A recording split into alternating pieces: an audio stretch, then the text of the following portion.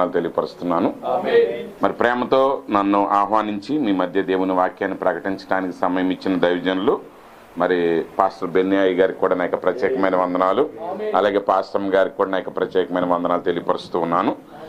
నిలబడి ఉండగా మనందరికీ బాగా పరిచయం ఉన్న లేఖన భాగమే ఒక వాక్యాన్ని మనం చదువుకున్నాం. అపోస్తలుడైన పౌలు గారు కొలస్సీలకు రాసిన పత్రిక 1వ అధ్యాయము 15వ వచనం నుండి కొన్ని వచనాలు చదువుతాను, జాగ్రత్తగా ఆలకించండి. అపోస్తలుడైన పౌలు కొలస్సీలకు రాసిన పత్రిక 1వ అధ్యాయము 15వ వచనం నుండి, ఆయన అదృశ్య దేవుని స్వరూపి అయి సర్వ సృష్టికి ఆది సంభూతుడై ఉన్నాడు. ఏలయనగా ఆకాశమందున్నవియు భూమి యందున్నవియు దృశ్యమైనవి గాని అదృశ్యమైనవి గాని అవి సింహాసనములైనను ప్రభుత్వములైనను ప్రధానులైనను అధికారములైనను సర్వమును ఆయన యందు సృజించబడెను. సర్వమును ఆయన ద్వారాను ఆయనను బట్టి సృజించబడెను. ఆయన అన్నిటికంటే ముందుగా ఉన్నవాడు, ఆయనే సమస్తమునకు ఆధారభూతుడు. సంఘము అను శరీరమునకు ఆయనే శిరస్సు. ఆయనకు అన్నిటిలో ప్రాముఖ్యము కలుగు నిమిత్తము ఆయన ఆది అయి ఉండి మృతులలో నుండి లేచుటలో ఆది సంభూతుడాయను.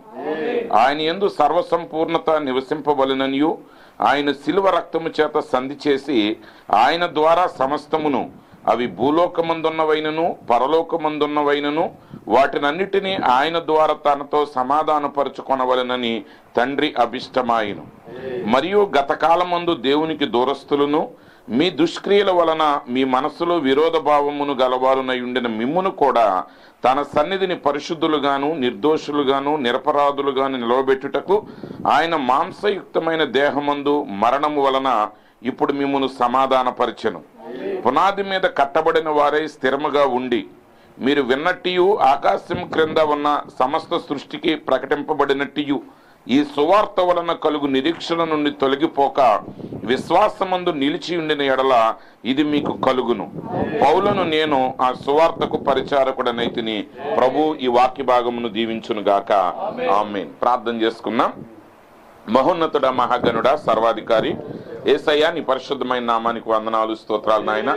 మా రక్షకుడివి మా విమోచకుడు నీవై ఉన్నావు తండ్రి. ఈ సమయంలో ప్రభువా నీ యొక్క పాద సన్నిధికి మేము చేరి ఉన్నాం ప్రభువా.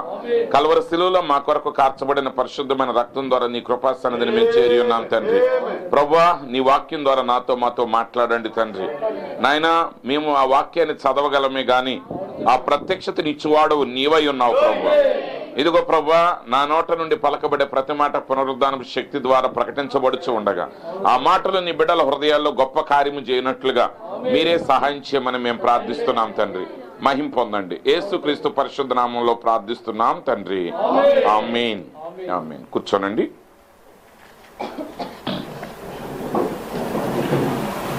ప్రభు అయిన యేసుక్రీస్తు యొక్క నామంలో కూడి ఉన్న మీ అందరికీ మరి ఒకసారి నా యొక్క హృదయపూర్వకమైన శుభాలు తెలియపరుస్తున్నాను. మరి దైవజనులు మరి పాస్టర్ బెన్నీ గారు మరి వారు ఇచ్చిన మంచి సాక్ష్యాన్ని బట్టి నేను ఎంతో వందనాలు తెలియపరుస్తూ ఉన్నాను. మరి ఈ మధ్యాహ్న సమయంలో మిమ్మల్ని అందరినీ ఈ రీతిగా కలవటానికి దేవుడిచ్చిన సమయాన్ని బట్టి దేవునికి కూడా నేను కృతజ్ఞతలు తెలియపరుస్తూ ఉన్నాను. మంచిది. మరి అందరం కూడా వర్తమానాన్ని ఎరిగిన వారమే. మరి ఈరోజు నేను ఏదో మరి ఎవరికి తెలియని విషయాలు కాదు కానీ మరి ప్రవక్త ద్వారా మనకు బోధించబడిన విషయాల్ని మరి ఒకసారి మీకు జ్ఞాపకం చేయాలని నేను ఆశపడుతున్నాను.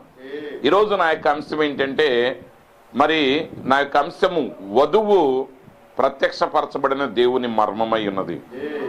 వధువు ఎవరండి? ప్రత్యక్షపరచబడిన దేవుని మర్మమై ఉన్నది. మరి దేవుని ప్రవక్త ఒక వర్తమానాన్ని బోధించారు. ఆ వర్తమానం పేరేంటంటే దేవుని మర్మమై ఉన్న క్రీస్తు బయలుపరచబడెను. అదే వర్తమానం పేరు నేను కొంచెం మార్చి నేను చెప్తున్నాను అంతే. మన యొక్క వర్తమానం ఏంటంటే ఇప్పుడు వధువు క్రీస్తు యొక్క మర్మమై ఉన్నది. దేవుడు ఒక మర్మాన్ని కలిగి ఉన్నాడు. దేవుడు ఏం కలిగి ఉన్నాడండి? ఒక మర్మాన్ని కలిగి ఉన్నాడు. ఆ మర్మాన్ని ఆయన ప్రత్యక్షపరిచినప్పుడు ఆ ప్రత్యక్షత ఎలా ఉండబోతుంది, ఆ ప్రత్యక్షతలో మనం ఏమై ఉండబోతున్నాం అనేది ప్రాముఖ్యమైన విషయంగా ఉన్నది. ఈరోజు మన యొక్క మానవ యొక్క జీవితాన్ని మనం గమనించినప్పుడు, లేదా మనల్ని మనం పరిశీలన చేసుకున్నప్పుడు మన జీవితంలో ఎదురైన పరిస్థితులను బట్టి కానివ్వండి, కష్టాలను బట్టి కానివ్వండి, శోధనలను బట్టి కానివ్వండి, మన యొక్క జీవితంలో ఎప్పుడు అనేక ప్రశ్నలు మనకు ఉంటాయి. దేవుడు నన్ను ఎందుకు చేశాడు? అసలు నిజంగా దేవుడు అనేవాడు ఉన్నాడా? లేకపోతే దేవుడు దెయ్యం నిజమా అబద్ధమా, లేకపోతే మరి అసలు దేవుడు నిజంగా ఉన్నట్లయితే ఇన్ని శ్రమలు నాకు ఆయన ఎందుకు ఇచ్చాడు, దేవుడు ప్రేమ కలిగిన వాడైతే ఈ లోకంలో జరిగే వీటన్నిటికీ ఈ అనర్థాలకి కారణం ఏంటి అనే అనేక రకాలైన ప్రశ్నలు ప్రతి మానవుడి హృదయంలోనే వస్తూ ఉంటాయి. భక్తిలో నడిచే వ్యక్తి యొక్క జీవితంలో కూడా బయటకు చెప్పుకున్నా చెప్పుకోకపోయినా అప్పుడప్పుడు తప్పకుండా ఆ వ్యక్తి యొక్క జీవితంలో కూడా ఆ ప్రశ్నలు వారికి ఎదురవుతానే ఉంటాయి. అయితే వీటన్నిటికీ సమాధానాన్ని మనం వెతకవలసిన వారమై ఉన్నాం. వీటన్నిటికీ సమాధానాన్ని మనం ఎక్కడ వెతకగలం? సమాధానాన్ని మనం వెతకాలంటే మానవుని యొక్క జీవితానికి సంబంధించిన ఏ ప్రశ్నకైనా జవాబునివ్వగలిగింది దేవుని వాక్యం మాత్రమే. కాబట్టి వాక్యం దగ్గరికి మనం వచ్చినప్పుడు మనం నిజంగా వాక్యంలో ఎవరి గురించి నేర్చుకుంటున్నాం అనేది చాలా ప్రాముఖ్యమైనది. మనము చీకటి యుగాల్లో నుండి వచ్చిన సువార్త యొక్క మూల పాఠాలు అలాగే ఉండిపోయాయి. ఈరోజు చాలామంది మనం ఏం చెప్తామంటే, అయ్యా నువ్వు యేసు ప్రభువుని నమ్ముకో, నరకానికి వెళ్లకుండా పరలోకానికి వెళ్తామంటాం. ఇంకా వర్తమానంలో చాలా సంవత్సరాలు జీవించిన వారిని కూడా నేను కొన్ని ప్రశ్నలు వారిని నన్ను వేస్తూ ఉంటాను. ఒక విషయం వచ్చింది అనుకోండి, ఇప్పుడు వాచి పెట్టుకోకూడదు అనే ఒక బోధ వచ్చింది అనుకున్నాం. ఈ వాచి తీసేస్తారు. ఒక ఆయన వాచి పెట్టుకున్నాడు అనుకోండి, వెంటనే అడిగేది ఏంటంటే, ఏమంటే ఆయన వాచ్ పెట్టుకుంటున్నాడు కదా, మరి ఆయన పరలోకానికి వెళ్తాడా లేదా అని అడుగుతారు. అంటే ప్రతి చిన్న విషయానికి వాళ్ళ యొక్క గురి ఎక్కడికి వెళ్తుందంటే అతడు పరలోకానికి వెళ్తాడా నరకానికి వెళ్తాడా. కానీ దేవుని ప్రవక్త అన్నాడు, ఒక వ్యక్తి రక్షించబడిన తర్వాత ఆ వ్యక్తి నిజంగా రక్షించబడితే అతడు శాశ్వత కాలం రక్షించబడి ఉన్నాడు. మధ్యలో కొన్ని పొరపాట్లు జరిగితే దేవుడు తప్పకుండా శిక్షిస్తాడు, గద్దిస్తాడు, బుద్ధి చెప్తాడు. కానీ రక్షించబడిన వ్యక్తి అతడు ఎప్పటికీ రక్షించబడి ఉన్నాడు. కానీ నువ్వు ప్రతి చిన్న విషయానికి ప్రశ్నిస్తున్నావంటే దేవుడు నిన్ను శాశ్వత కాలం రక్షించాడు అనేటువంటి మూల పాఠం నీ హృదయంలో లేదు. అది నీలో ఉంటే నీ ప్రశ్న ఎలా ఉండాలంటే, అయ్యా ఇలా చేయటం ఒక రక్షించబడిన వ్యక్తికి యోగ్యమైనది కాదు. మీరు రక్షించబడిన వ్యక్తివి కాబట్టి నువ్వు ఈ పని చేయకూడదు. నువ్వు ఈ పని చేస్తున్నావంటే అది దేవుని నామానికి అవమానం అనే విషయంలో మనం వెళ్ళాలి. కానీ ప్రతిదానిని నరకం పరలోకం అనే గమ్యం మీద దృష్టి పెట్టకూడదు. నరకం పరలోకం అనేది గమ్యం నువ్వు రక్షించబడిన రోజునే. అక్కడి నుండి నువ్వు జీవించే జీవిత విధానం అంతా కేవలం పరలోకానికి వెళ్ళటానికి కాదు, లేకపోతే నరకాన్ని తప్పించుకోవటానికి కాదు. దేవుని ప్రవక్త ఆయన ఒకసారి ఏమని చెప్పాడంటే, ఒకవేళ యేసుక్రీస్తు నాకు ప్రత్యక్షమై, బ్రహ్నాం నువ్వు పరలోక రాజ్యానికి రావటానికి వీలు లేదు, నేను నిన్ను పరలోకానికి నేను తీసుకువెళ్ళలేను, నువ్వు తప్పక నరకానికే వెళతావని చెప్పినా సరే నా మిగిలిన కాలం అంతయు ఆయన సువార్తని నేను ప్రకటిస్తాను అన్నాడు. అదేంటి, ప్రభు దగ్గరికి వచ్చేది పరలోకానికి వెళ్ళటానికి కదా. అందరి యొక్క ఉద్దేశం ఏంటి? ప్రభు దగ్గరికి వచ్చేది మనం పరలోకానికి వెళ్ళటానికి. ఎస్, కరెక్టే. కానీ అదే ఉద్దేశంతో నీ సంవత్సరాల భక్తి నడవకూడదు. ప్రవక్త అంటున్నాడు, ఒకవేళ దేవుడు నన్ను పరలోకానికి తీసుకు వెళ్ళనని చెప్పినా సరే నేను ఆయన పని చేస్తాను, ఎందుకంటే దానికంటే శ్రేష్టమైంది మరేదీ లేదు. ఈరోజు ఈ వర్తమానాన్ని విశ్వసించిన ప్రజలంగా మనం నిజమైన ఆ మూలమైన సారాంశాన్ని మనం గ్రహించటంలో తప్పిపోతున్నాం. ఈరోజు ఎండ్ యూజర్ అంటే ఆయన గురి ఏంటి అనేది మనకు అర్థం కావాలి. ఆయన చేస్తున్న వ్యవస్థలన్నిటినీ అర్థం చేసుకుంటున్నాం. కానీ దేవుడు చేసిన ఈ పనులన్నిటి ద్వారా ఆయన ఏమి సాధించాలి అని అనుకుంటున్నాడో దానిని మనం గ్రహించలేకపోతే నువ్వు నేర్చుకున్నదంతా వ్యర్థమే. ఈరోజు అక్కడ మిస్ అవుతున్నారు. ఇశ్రాయేలు దగ్గర నుండి ఈ చివరి కాలంలో ఉన్న క్రైస్తవ సమాజం వరకే వారు ఎక్కడ తప్పిపోతున్నారంటే, దేవుడు వారి ద్వారా లోకంలో ఏం చేయాలనుకుంటున్నాడో ఆ విషయంలో వారు తప్పిపోతున్నారు. కాబట్టి ఇక్కడ అపోస్తలుడైన పౌలు గారి ద్వారా దేవుడు మనతో మాట్లాడుతున్నాడు. యేసుక్రీస్తు ఎవరై ఉన్నారు? యేసుక్రీస్తు ఎవరై ఉన్నారంటే ఇక్కడ ఈ రోజుకి తండ్రి, కుమారుడు, పరిశుద్ధాత్మ అంటే ఎవరికి అర్థం కావట్లేదు. డినామినేషన్స్ వాళ్ళకి అర్థం కావట్లేదు. ప్రవక్త అన్నాడు వన్నెస్ కూడా తప్పు అన్నాడు ఆయన. త్రిత్వం అనేది ఎంత తప్పు, వన్నెస్ కూడా అంతే తప్పు. ఎందుకంటే యేసులో 3 ప్రత్యక్షతలు ఉన్నాయి దేవునిలో. ఆయన తండ్రిగా ప్రత్యక్షమయ్యాడు, ఆయన కుమారుడిగా ప్రత్యక్షమయ్యాడు, ఆయన పరిశుద్ధాత్ముడిగా ప్రత్యక్షమయ్యాడు. అవి ఆయన కార్యాలయాలు. కానీ ఆయన ఆ కార్యాలయాలలో 3 కార్యాలయాలలో ఒకడే పని చేశాడు. కానీ ఒక్కడైనా సరే ఏ కార్యాలయంలో ఉన్నప్పుడు ఆ పని మాత్రమే ఆయన చేయగలడు. ఉదాహరణకి పాస్టర్ బెన్నీ గారు ఉన్నారు. ఇప్పుడు పాస్టర్ బెన్నీ గారి యొక్క కుమారుడికి బాప్తిస్మం ఇవ్వాలనుకోండి. ఇప్పుడు బెన్నీ గారే ఆయనకి బాప్తిస్మం ఇవ్వాలనుకున్నప్పుడు ఒక తండ్రిగా ఆయన బాప్తిస్తాన్ని ఇవ్వలేడు. అర్థమైందండి? ఆయనకి నా కుమారుడండి, నేను ఆయన తండ్రిని కాబట్టి నేను ఆయనకు బాప్తిస్మం ఇస్తానంటే కుదురుద్దా? కుదరదు. ఇప్పుడు ఆయన ఏ కార్యాలయంలో ఉండి ఆయనకి బాప్తిస్మం ఇవ్వాలంటే ఆయన కుమారుడికి ఇవ్వాలన్నా, సంఘంలో ఉన్న ఎవరికి ఇవ్వాలన్నా ఆయన ఒక దేవుని సేవకుడు అనే ఆఫీసులో ఉన్నప్పుడు మాత్రమే ఆయన బాప్తిస్మాన్ని ఇవ్వగలడు. ఒకవేళ తండ్రిగా ఆయన బాప్తిస్మం ఇచ్చాడు అనుకోండి, రేపు రాజశేఖర్ గారు కూడా ఆయన పిల్లలకి బాప్తిస్మం ఇచ్చుకోగలరు. అదేమంటే ఆయన తండ్రి ఆయన కొడుకు ఇచ్చుకుంటే నేను తండ్రినే కాబట్టి నా పిల్లలకి నేను ఇస్తాను. అది తేడా. ఆయన తండ్రిగా ఉన్నప్పుడు కుమారుడుగా చేసే కార్యాలు చేయలేదు, కుమారుడుగా వచ్చినప్పుడు తండ్రి కార్యాలు ఆయన చేయలేదు. కానీ ఆయన పరిశుద్ధాత్ముడిగా వచ్చినప్పుడు ఆయన ఏ కార్యాలు చేస్తున్నాడో అంతకు ముందున్న కార్యాలు ఆయన చెయ్యట్లేదు. కాబట్టి ఇప్పుడు నువ్వు ఆయన్ని సమీపించినప్పుడు ఆయన ఏమై ఉన్నాడో, ఆయన ఏం చేస్తున్నాడో, ఆ కాలానికి ఆయన ఏం చేస్తున్నాడో నువ్వు గ్రహించగలగాలి.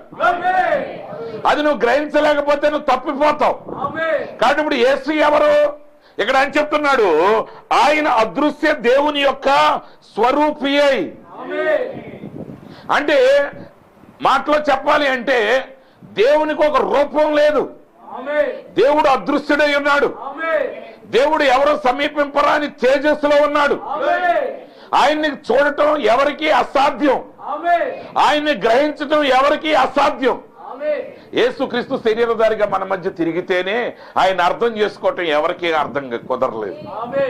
ఆయన చూసి ప్రతిరోజు ప్రజలు ఆశ్చర్యపడతానే ఉన్నారు. ఆయన శత్రువులు ఆయన చూసి ఆశ్చర్యపడుతున్నారు, ఆయన స్నేహితులు ఆయన చూసి ఆశ్చర్యపడుతున్నారు, ఆయన శిష్యులు కూడా ఆయన చూసి ఆశ్చర్యపోతున్నారు. ఒకరోజు నావలో వారు సముద్రం మీద ప్రయాణం చేస్తున్నారు. నావలో సముద్రం మీద ప్రయాణం చేసేటప్పుడు ఏమైంది? విపరీతమైన తుఫాన్ రేగింది. అలలు లేచి ఆ నావను ముంచివేయబోతున్నాయి. నావను ముంచివేయబోతా ఉంటే వాళ్ళందరూ కూడా సముద్రంలో పుట్టి పెరిగిన వాళ్ళు. వాళ్ళలో చాలా మంది ప్రఖ్యాతిగాంచిన జాలర్లు ఉన్నారు. వారు ఎన్నో ప్రయత్నాలు చేశారు. చివరికి వాళ్ళు అనుకున్నారు ఈ తుఫాన్ నుంచి మనం తప్పించుకోవటం మన వల్ల కాదు, మనం చచ్చిపోబోతున్నాం అనుకున్నారు. అప్పుడు వాళ్ళ జ్ఞాపకం వచ్చింది యేసు ఆ నావలో నిద్రిస్తున్నాడని. వాళ్ళు ఆయన దగ్గరికి వెళ్ళారు. ఆయనతో అంటున్నారు, బోధకుడా మేము నశించిపోతున్నాం, నీకు చింత లేదా? అంటే ఆ సమయంలో ఆయన మీ గురించి చింతించుతున్నాడనే విషయాన్ని వాళ్ళు మర్చిపోయారు. ఆయన మన గురించి ఆలోచిస్తున్నాడనే సంగతిని మనం శ్రమల్లో మర్చిపోతాం, కష్టాల్లో మర్చిపోతాం. అందుకే చాలా సార్లు గొప్ప దైవజనులు కూడా ఏమంటారో తెలుసా? ఏమంటారంటే గొప్ప దైవజనులు కూడా, నేను ఎందుకు దైవజనుల గురించి చెప్తున్నానంటే దైవజనులు ఆ మాట అంటున్నారంటే విశ్వాసులు ఆ మాటలు 100 సార్లు అంటారు. ఏమంటారు? నిజంగా దేవుడు ఉన్నారండి జాషువా గారు అంటారు. నిజంగా అంటే ఇప్పుడు దాకా నీకు ఆ సర్టెనిటీ లేదు. అంటే కష్టం వస్తేనే దేవుడు ఉన్నాడా అంటే ఇప్పుడు పెద్ద వర్షం వచ్చి మీటింగ్ అయిపోయింది అనుకోండి, దేవుడు ఉన్నాడా? వెంటనే సందేహం వస్తుంది. లేదు భయంకరంగా కురిసే వర్షం ఒక్కసారిగా అయిపోయింది అనుకోండి, దేవుడు ఉన్నాడు ఉన్నాడు. మళ్ళీ వర్షం మొదలైంది, దేవుడు లేడు. అంటే నువ్వు ఇంకా ప్రవక్త అంటాడు, ఆ దేవాలయం ప్రాకారంలోనే ఉన్నావు నువ్వు. దొంగ దొర దొంగ దొర దొంగ పోలీస్ ఆట ఆడతాం కదా మనం. అది కళ్ళు తెరిసే టయానికి నువ్వు ఏ మాట అంటే అవతలోడు అది అవుతాడు. దొంగ పోలీసు, దొంగ ఏదైనా అవ్వచ్చు. దేవుడు ఉన్నాడు లేడు, దేవుడు ఉన్నాడు లేడు. ఎందుకని నువ్వు దేవుణ్ణి ఎలా చూస్తున్నావంటే నీ జీవితంలో జరిగే సంఘటనల ద్వారానే నువ్వు దేవుణ్ణి చూస్తే నువ్వు దేవుడి గురించిన నిశ్చయతని ఎన్నటికీ నువ్వు తెలుసుకోలేవు.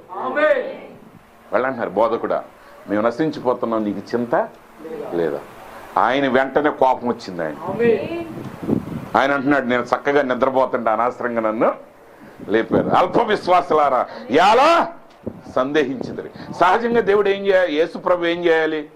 అమ్మో మీరేం కంగారు పడమాకున్నారు, నేనున్నాను కదా, మీరు ఎందుకు భయపడుతున్నారు అనాలి. ఆయన ఎందుకు గద్దించాడు? ఎందుకు గద్దించారంటే ఆయనతో తిరుగుతున్నారే గాని నిజమైన వాక్య ప్రత్యక్షత పూర్తిగా వాళ్ళకి రాలా. వారు ఏమై ఉన్నారన్నది ఇంకా వాళ్ళకి రాలేదు. మానవుడి యొక్క మొదటి నుంచి మానవుడికి ఉన్న అలవాటు ఏంటంటే, మానవుడి యొక్క జీవితంలో అన్నిటికంటే ఎక్కువ బలహీనత ఏంటంటే విగ్రహం. ఏంటండి? విగ్రహం లేకపోతే మానవుడు బతకలేడు. పాస్టర్ గారిని ఒక గంట కిందకి బాగానే పాస్టర్ గారు ఇక్కడ లేరు అనుకోండి, ఎవరిని పెట్టకుండా కిందకి వెళ్ళాడు అనుకోండి, ఎవరి కాళ్ళు మాట్లాడుతూ ఉంటారు. అదే పాస్టర్ గారు ఇక్కడ ఉండి చదవండి అమ్మంటే చదివేస్తూ ఉంటారు. కళ్ళు మూసుకుని ప్రార్థన చేయండి అంటే ప్రార్థన చేసేస్తూ ఉంటారు. వర్తమానం చదువుకోండి అమ్మంటే చదువుకుంటారు. కానీ ఒక్క అరగంట కనపడలేదా అటు ఇటు చూస్తారు. మనం చూసేవాడు ఎవడో లేదు. చూసేది ఈయన. బైబిల్ చెప్తుంది, కంటిని తయారు చేసిన వాడు కానకుండునా. నువ్వు ఆ గ్రహింపు ఉంటే అప్పుడు నీ ఎదుట ఒక సేవకుడు కూడా అక్కర్లా, ఒక నాయకుడు కూడా నీకు అక్కర్లా. మీరు చాలా జాగ్రత్తగా గమనించాలి. ఈరోజు వాక్యం ఇంకా మనం ఎలా ఉన్నామంటే, సత్యమైన వాక్యం మనకు బయలుపరచబడిన తర్వాత కూడా, దేవుడు జగత్పునాది నుంచి దాచిన మర్మాన్ని బయలుపరిచిన తర్వాత కూడా ఇంకా మన క్రియలు ఓల్డ్ స్థాయిలోనే ఉన్నాయి. ఇంకా పాత పద్ధతులే పాటిస్తున్నాం, ఇంకా పాత అలవాట్లే పాటిస్తున్నాం, ఇంకా ఈ సత్యాన్ని మన పాత మైండ్ తోనే ఆలోచిస్తున్నాం. అందుకే యేసుప్రభు అన్నాడు, కొత్త ద్రాక్ష రసాన్ని పాత తిత్తుల్లో పోయకూడదు. కొత్త ద్రాక్షారసం వచ్చినప్పుడు తిత్తి కూడా ఏమైపోవాలి? కొత్తదైపోవాలి. ఆ కొత్త ప్రత్యక్షత దేవుడు నీకు ఇస్తా ఉన్నప్పుడు దానిని తీసుకునే విధానంలో కూడా నువ్వు ఒక నూతనమైన కొత్త వ్యక్తిగా మారితేనే ఆ ప్రత్యక్షత నువ్వు పొందుకోగలవు. యేసుప్రభు వెంటనే వాడిని గద్దించి, అల్ప విశ్వాసులారా ఎలా సందేహించితరా అన్నాడు అని ఆ ఓడ మీద కాలు పెట్టి అమరం మీద గాలిని తుఫాన్నైనా గద్దించాడు. గద్దించగానే బైబిల్ ఏం చెప్తుందంటే, సముద్రము మిక్కిలి నిమ్మళమైంది. సముద్రం మిక్కిలి నిమ్మళమైంది. ఓకే, ఇది కాదు అసలు విషయం. ఇప్పుడు శిష్యులు అనుకుంటున్నారు, ఎవరైనా అసలు ఈయనకి గాలియు సముద్రం కూడా లోబడుతున్నాయి అంటే ఇంకా ఆయనకి గాలి మీద సముద్రం మీద అధికారం ఉందన్న సంగతి ఇంకా శిష్యులకి తెలియదు. కానీ కీర్తన గ్రంథం ఏం చెప్తుంది? ఆయన మిక్కిలిగా రేగిన అలలను అణుచువాడై ఉన్నాడు.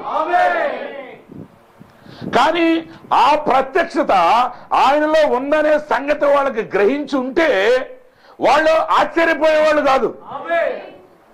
ఆయన గాలిని గద్దించగానే ఓకే వెరీ గుడ్, ప్రభు గద్దించేశాడు అనుకునేవాడు. కానీ ఆయనకి ఆ సామర్థ్యత ఉన్నదని వాళ్ళు ఇంకా అప్పటి వరకు నమ్మలం. వాళ్ళు నమ్మని కార్యం వాళ్ళ ఎదుట జరిగేసరికి వాళ్ళు ఆశ్చర్యపడుతున్నారు. ఎవరైనా అసలు నేనేదో మంచి బోధకుడు అనుకున్నాం, క్రీస్తు అనుకున్నాం, మెస్సీ అనుకున్నది ఏమో వాళ్ళ స్థాయిల్లో వాళ్ళు వెంబడిస్తున్నారే గాని వాళ్ళందరూ ప్రత్యక్షతలు ఒకటి కాదు. ఇంకా పూర్తిగా వాళ్ళు ఆయన గ్రహించలేదు. They are not really comprehend him 100%. దేవుణ్ణి 100% వాళ్ళు గ్రహించలేదు. అందుకే ప్రవక్త అనేక సార్లు వర్తమానాల్లో ఒక మాట వాడతాడు, చూసారా అంటే మనోళ్ళు కూడా దాన్ని కాపీ కొట్టి చూసారా అని దాన్ని ఒక ఊత పదం చేశారు. చూసారా అంటే అర్థం ఏంటంటే ప్రవక్తే చెప్పాడు. చూసారా అంటే గ్రహించారా అని అర్థం.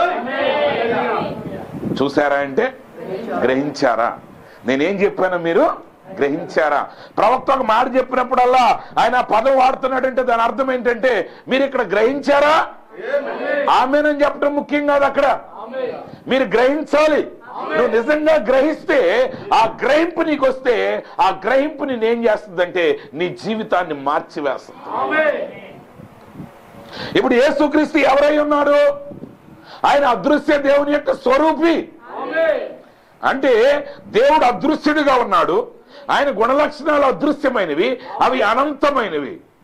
కానీ ఆ అనంతమైన దేవుడు ఒక రూపంలోనికి వచ్చేసాడు. అంటే ఇప్పుడు యేసుని మనం చూడగలం. ఎందుకని ఆయన చూడగలుగుతున్నాం? ఇప్పుడు ఆయన ఒక స్వరూపాన్ని ధరించాడు. ఆయన ఒక రక్త మాంసములు కలిగిన వాడయ్యాడు. ఆయన కూడా ఒక మానవుడి శరీరాన్ని ధరించాడు. ఇప్పుడు ఆయనతో మనం సంచరించగలుగుతున్నాం. ఆయన అగ్ని స్తంభములో ఉండి మాట్లాడిన దేవుడు. ఆయన మేఘ స్తంభములో ఉండి మాట్లాడిన దేవుడు. ఆయన కెరూబు రెక్కల మీద ఉండి మాట్లాడిన దేవుడు అయి ఉన్నాడు. ఆయన్ని చేరాలంటే మానవుడికి అసాధ్యం. ఆదాం పాపం చేసినప్పుడు దేవుణ్ణి కలవలేకపోయాడు. ఆయన స్వరాన్ని విని భయపడ్డాడు, పారిపోయాడు. కానీ ఆయన ఒక స్వరూపాన్ని ధరించుకుని ఈ భూమి మీద నడవటం మొదలుపెట్టినప్పుడు ఈవెన్ పాపులు కూడా ఆయన్ని కలవగలిగారు. ప్రతి వ్యక్తి ఆయన్ని చూడగలిగారు. ప్రతి వ్యక్తి ఆయనతో సంధించగలిగారు. ఆయనతో తర్కించిన వాళ్ళు తర్కించారు. ఆయనతో తమ గురించి తెలుసుకోవాలనుకున్న వాళ్ళు తెలుసుకున్నారు. స్వస్థత పొందాలనుకున్న వాళ్ళు స్వస్థతలు పొందుకున్నారు. ఎందుకంటే అదృశ్యుడు ఇప్పుడు దృశ్యుడయ్యాడు. అదృశ్య రూపంలో ఉన్న దేవుడు ఇప్పుడు శరీరాన్ని దాల్చాడు. అంటే ఇప్పుడు ఈ శరీరాన్ని దాల్చిన వాడు ఎవరో? అదృశ్యుడే ఇప్పుడు శరీరంలో ఉన్నాడు. తండ్రి కుమారుడు అనే పదానికి అర్థం ఏంటంటే నేను నా కుమారుడు ఇద్దరం ఒకేసారి ఉంటాం. మేమిద్దరం వేరు వేరు వ్యక్తులం.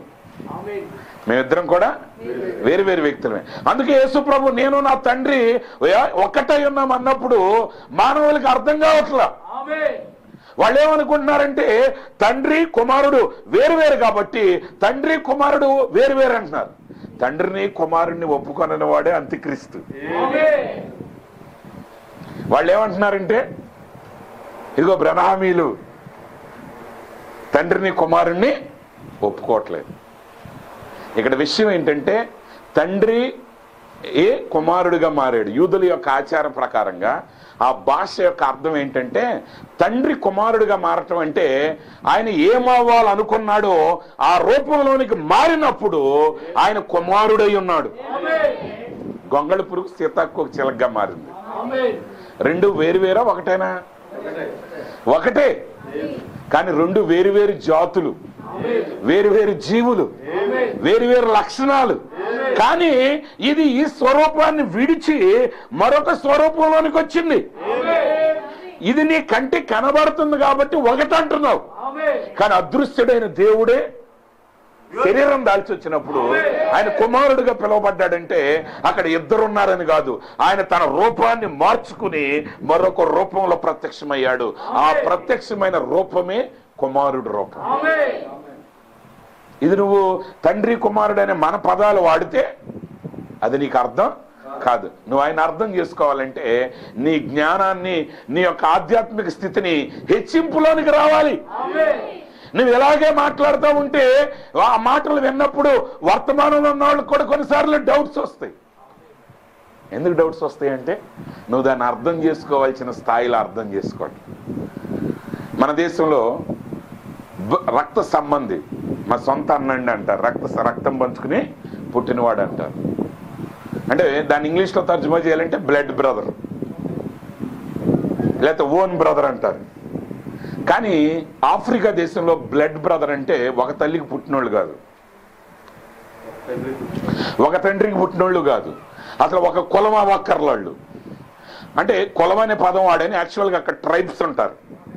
ఒక జాతిలో ఉన్నవాడు కూడా అవ్వక్కర్లా. కానీ బ్లడ్ బ్రదర్ అంటే ఒక రెండు కుటుంబాలతో అసలు సంబంధం లేని కుటుంబాల్లో నుండి ఇద్దరు వ్యక్తులు ఒక రక్తంతో నిబంధన చేసి ఇక నుండి నువ్వు నేను సహోదరుడని వాళ్ళు ఒక నిబంధన చేస్తారు. ఆ నిబంధన చేసినప్పుడు వాళ్ళిద్దరు కూడా శరీరం మీద గాయాన్ని చేసుకుని ఆ రక్తాన్ని ఒక గ్లాసులో పెట్టి ఆ రక్తంలో కొంచెం ద్రాక్షారసాన్ని పోసి ఇద్దరు ఆ రక్తాన్ని కలిపి తాగిన తర్వాత ఇప్పుడు వాళ్ళు బ్లడ్ బ్రదర్స్. కానీ ఇక్కడ బ్లడ్ బ్రదర్ అంటే ఒక తల్లి కడుపున ఒక తండ్రి కడుపున పుట్టినోడే రక్త సంబంధం నేను తండ్రి. కానీ ఆఫ్రికాలో బ్లడ్ బ్రదర్ అంటే వాడు ఒక రక్తంలో అంటే ఒక రక్తం ద్వారా సహోదరులు అయ్యారు వాళ్ళు. ఒకటే రక్తం ద్వారా ఒకరు వాళ్ళు ఏమయ్యారు? సహోదరులు అయ్యారు. కాబట్టి ఈ పదంతో ఈ పదాన్ని నువ్వు అర్థం చేసుకోలేవు. ఈ వర్తమానాన్ని ప్రజలు అర్థం చేసుకోలేకపోవడం గల కారణం అది. ఈరోజు ఈ వాక్యం ఇంత అద్భుతమైన వాక్యం దగ్గరికి వచ్చి కూడా మనము సంపూర్ణమైన వర్తమానం ఏది సాధించాలని అనుకున్నదో దాన్ని సాధించలేకపోవడం గల కారణం ఏంటంటే ఆ యొక్క వాక్యాన్ని దాని యొక్క గురిని గ్రహించలేకపోవటమే. ఒకసారి మీలో చాలా మందికి తెలుసు ఆల్బర్ట్ ఐన్స్టీన్. విన్నారండి ఆల్బర్ట్ ఐన్స్టీన్? E=mc². ఆయన చాలా గొప్ప జ్ఞానం కలిగిన వాడు. ప్రపంచంలో ఆయనకున్న జ్ఞానం ఎవరికి లేదంట. ఐక్యూలో ఐన్స్టీన్ కొట్టిన వాడు ఎవడు కూడా లేడు. నిజంగానే చాలా మానవునికి ఊహక అందని కొన్ని సిద్ధాంతాలను ఆయన ప్రతిపాదించాడు. ఐన్స్టీన్ సిద్ధాంతాలను బట్టే ఈరోజు మనం చూస్తున్నటువంటి ఈ సైన్స్ ఎంత త్వరగా అంటే హై జంప్ చేసింది అనమాట. ఒక్కసారి అభివృద్ధి ఎలా చేసింది? మామూలుగా క్రమానుగతంగా కాదు, ఒక్కసారి హై జంప్ చేసింది. కారణం ఏంటంటే ఆయనకున్న జ్ఞానం. అయితే ఆయనకున్న జ్ఞానం సైన్స్లో ఉంది, కానీ లోక సంబంధమైన విషయాల్లో ఆయనకి జ్ఞానం లేదు. ఆయన ఇంటి పేరు ఆయనకే గుర్తుండేది కాదంట. ఆయన ట్రైన్ ఎక్కితే ఎక్కడ దిగాలో కూడా ఆయనకి గుర్తుండేది కాదు. ఎందుకు గుర్తుండేది కాదు? ఆయన తన జ్ఞానం అంతా ఉన్నతమైన దాని మీద పెట్టాడు. ఆయన తన జ్ఞానాన్ని ఏ డ్రెస్ వేసుకోవాలి, లేకపోతే నేను ఎలా నీట్గా తయారవ్వాలి, లేకపోతే భూమి మీద ఎలా సంపాదించాలనే దాని మీద పెట్టుంటే ఆయన అంత ఉన్నతమైన వాటిని కనుగొనగలిగేవాడు కాదు. అయితే పాయింట్ అది కాదు, కానీ ఆయన కొంచెం వికారంగా ఉండేవాడని ఆయన అభిప్రాయం. ఆయనకి జ్ఞానం ఉంది కానీ అందం తక్కువగా ఉంది. అప్పుడు ఆయన దగ్గరికి ఒక అందమైన స్త్రీ వచ్చిందంట, ఒక అందమైన యువత వచ్చిందంట. ఆమె వచ్చిందంట, ఐన్స్టీన్ గారు నీకు గొప్ప జ్ఞానం ఉంది, నాకు దగ్గర గొప్ప సౌందర్యం ఉంది, కాబట్టి ఇప్పుడు మన ఇద్దరం కలిసి పెళ్లి చేసుకుంటే మనకు పుట్టే పిల్లలు ప్రపంచంలో అందగాళ్ళుగానే ఉంటారు, ప్రపంచంలో అందమైన గొప్ప జ్ఞానం కలిగిన వాళ్ళుగా ఉంటారు అన్నాడంట. అప్పుడు మామూలుగా సంవత్సరం లాంటి వాడు మనలాంటి వాడు అయితే దగ్గరికి గంతేస్తారు. అసలు ఆ అడగక్కర్లో ఒక అందమైన అమ్మాయి అయితే కళ్ళన్నీ అటే తిరుగుతాయి. కానీ ఐన్స్టీన్ ఏం కలిగిన వాడు? జ్ఞానం కలిగిన వాడు, థియరీ ఆఫ్ రిలేటివిటీని కనుగొన్నవాడు. ఆయన అంటాడు, సరే మంచిదే, కానీ ఒకవేళ నీ తెలివితేటలో నా అందం వస్తే ఏంటి పరిస్థితి? ఇప్పుడు నాకు అందం లేకపోయినా తెలివితేటలు ఉన్నాయి, నీకు తెలివితేటలు లేకపోయినా అందం ఉన్నాయి. రేపు పుట్టేవాడికి రివర్స్ లో పుట్టాడు అనుకో, అది అంటే వాళ్ళ ఊహ ఏంటంటే అందమైన తెలివైన పిల్లలు, అది వాళ్ళ ఊహ. కానీ ఇప్పుడు ప్రాక్టికాలిటీలో ఏమొచ్చే అవకాశం ఉంది?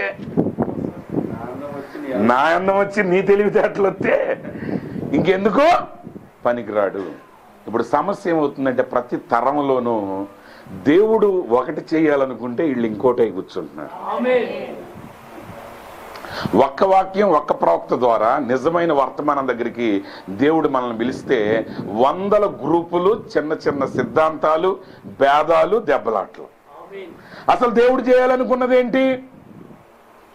దేవుడు అబ్రాహాముని పిలిచి అన్నాడు, నీ సంతానము వలన సకల కుటుంబాలను నేను ఆశీర్వదించదను. అది దేవుడు అబ్రాహాముకి ఇచ్చిన వాగ్దానం. ఏంటి దేవుడికి అబ్రాహాముకి ఇచ్చిన వాగ్దానం ఏంటి? నీ సంతానం వలన సకల జనాంగాన్ని, సకల దేశాలను, అంటే మూలపదం కుటుంబాలను ఉంది, కానీ సకల జనులను నేను ఆశీర్వదిస్తాను. కానీ ఆ వాగ్దానం మనం ఎలా చేసుకుంటామంటే, దేవుడు నన్ను ఆశీర్వదించాడు. ఒకప్పుడు నేను గుడిసెలో ఉండేవాడిని, ఇప్పుడు బిల్డింగ్లు కట్టాను. ఒకప్పుడు సైకిల్ దొక్కుంటూ వెళ్ళేవాడిని, ఇప్పుడు కార్లు తొక్కుకుంటూ వెళ్తున్నాను. ఒకప్పుడు పాత డొక్కు సైకిల్ ఎవరో ఇచ్చి వేసుకున్నాను, ఇప్పుడు సంవత్సరానికి ఒక బుల్లెట్. దేవుడు ఏమన్నాడు అబ్రహాంతో? నిన్ను ఆశీర్వదిస్తాను అలా, నీ వలన సకల జనులను ఆశీర్వదిస్తాను. అది అబ్రహాము వాగ్దానం. ఈరోజు వధువు యొక్క వాగ్దానం ఏంటంటే, మనము ఈ సత్యాన్ని గ్రహించుట ద్వారా ప్రజలు గ్రహించాలి, వాళ్ళు ఆశీర్వదించబడాలి, వాళ్ళు నిజదేవుని తెలుసుకోవాలి. ఎందుకంటే ఎప్పుడైతే యేసుక్రీస్తు ఒక స్వరూపంగా మారాడో ఆయన ద్వారా ఏం తెలుస్తున్నాయి అంటే అదృశ్య దేవుని యొక్క గుణ లక్షణాలు బయలుపరచబడుతున్నాయి. అందుకే రోమా పత్రికలో పౌలు గారు అంటున్నాడు, అదృశ్య దేవుని యొక్క గుణ లక్షణాలు దేని ద్వారా తెలుస్తాయి? మనం కనబడని వాటి యొక్క లక్షణాలు దేని ద్వారా తెలుసుకుంటామంటే కనబడే వాటి ద్వారా తెలుసుకుంటాం. దేవుని యొక్క గుణ లక్షణాలు ఎలా తెలుస్తాయి మనకి? ఇప్పుడు అపవాది యొక్క గుణ లక్షణాలు అంటే మొదటి నుంచి అబద్ధికుడు అంట, మొదటి నుంచి హంతకుడు అంట. ఎలా తెలిసింది వాడు మొదటి నుంచి హంతకుడని? కయ్యను వాడు హత్య చేశాడు. అంటే కయ్యను హత్య చేయటం ద్వారా ఇప్పుడు ఏది బయటకు వచ్చింది? వాడి తండ్రి గుణ లక్షణాలు బయటకు వచ్చింది. అంటే కయ్యను అనేవాడు భూమి మీద లేనప్పుడు వాడి యొక్క లక్షణాలు ఎవరికి తెలియదు. వాడు అంతకుడైన సంగతి తెలియదు, వాడు అబద్ధికుడైన సంగతి తెలియదు, వాడు తిరుగుబాటుదారుడైన సంగతి తెలియదు. అది ఎవరికి తెలుసు అంటే అదృశ్య లోకంలో ఉన్న వాళ్ళకే తెలుసు. కానీ మనం ఎక్కడున్నాం? ఇప్పుడు దృశ్యమైన లోకంలో ఉన్నాం. ఇప్పుడు మనం రక్త మాంసాల్లో మనం ఉన్నాం. ఇప్పుడు మనం ఎక్కడున్నాం? ఫిజికల్ ఆబ్జెక్ట్ లో ఉన్నాం, భౌతికమైన పదార్థంలో ఉన్నాం. ఈ భౌతికమైన పదార్థం ద్వారా దేవుడు ఏం చేయాలనుకుంటున్నాడు? మీరు ఫిజిక్స్ సరిగ్గా చదివారా లేదు కదా సబ్జెక్టు? ఫిజిక్స్ అనేది చాలా ప్రాముఖ్యమైన పాఠం అన్నమాట. ఫిజిక్స్ అనేది చాలా ప్రాముఖ్యమైంది. అంటే ఇప్పుడు వెళ్ళి మీరు చదవక్కర్లేదు, కానీ అదృశ్యమైనది ఏదైనా అది భౌతిక రూపంలో కనబడిన తర్వాతే దాని విలువ. ఒకటి అదృశ్య రూపంలో ఉన్నంతకాలం ఉపయోగం ఏం లేదు. మాస్టర్ గారు మీకోసం హైదరాబాద్ బిర్యానీ వండించాలనుకున్నానంటే ఉపయోగం ఏం లేదు, వండిస్తే ఉపయోగం. అర్థమైందా? నీరు అనే పదం ఎవడ దాహాన్ని తీర్చలేదు. తీర్చుద్దా? తీర్చుద్దా? నీటి యొక్క ఫార్ములా ఏంటి? H2O. H2 అనే మాట మీద ఏ షిప్ నడవలేదు. వర్షం అనే పదం లేకపోతే వర్షం అనే స్పెల్లింగ్ రెయిన్ అని మీరు గోడల నిండా రాసినంత మాత్రం చేత ఈ ఇల్లేం తడవదు.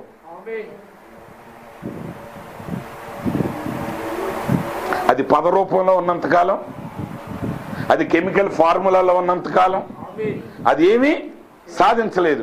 అది ఏమవ్వాలి? దాని యొక్క ఆ వాటర్ అని నువ్వు రాసిన ఆ నిజమైన పదార్థం ఉండాలి నా చేతిలో. ఆ H2O అని నువ్వు రాసినటువంటి ఆ కెమికల్ ఫార్ములాతో ఏర్పడిన ఒక విస్తారమైన వాటర్ బాడీ ఉన్నప్పుడే, ఆ సముద్రం ఉన్నప్పుడే సముద్రంలో మాత్రమే షిప్ ప్రయాణం చేయగలదు. ఇప్పుడు ఆ షిప్కి H2 అని తెలవక్కర్లా. నీటి యొక్క కెమికల్ ఫార్ములా H2 అని వాడక తెలవాలా? దానికి అక్కర్లా. దానికి వాటర్ స్పెల్లింగ్ WATER అని కూడా దానికి తెలవక్కర్లే. దానికి వాటర్ ని తెలుగులో తర్జుమా చేస్తే నీళ్ళు అంటారని కూడా దానికి తెలవక్కర్లా. పదార్థంగా అది మారాలి. ఇప్పుడు అక్కడే ఆ చిన్న పాయింట్ దగ్గరే మిస్సింగ్. మనం మిగతా అన్నీ ఓకే, ముద్రలో వారాలు, అందుట్లో పార్ట్లు. నాకు అప్పుడప్పుడు ఒకసారి డౌట్ వస్తూ ఉంటుంది, అనకూడదు కానీ నేను దైవ సేవకుడిని, ప్లస్ వాళ్ళు గొప్ప దైవ సేవకులు, కానీ ఒక్కొక్కరు 7 ముద్రను 7 సంవత్సరాల నుంచి మాట్లాడుతున్నారు. ప్రవక్త ఏమో 7 రోజుల్లో మాట్లాడాడు. ఏంటండి, ఆయనేమో 7 రోజుల్లో మాట్లాడేశాడు. ఒక పాస్టర్ గారు చెప్తారు, నేను 2.5 years నుంచి మాట్లాడుతున్నాను, ఇంకా మొదటి ముద్రలోనే ఉన్నాం బెన్నీ గారు అంటే. ఎందుకు నేను బస్సు రిజర్వేషన్ చేస్తున్నప్పుడు మళ్ళీ చెక్ చేశాను అన్నమాట.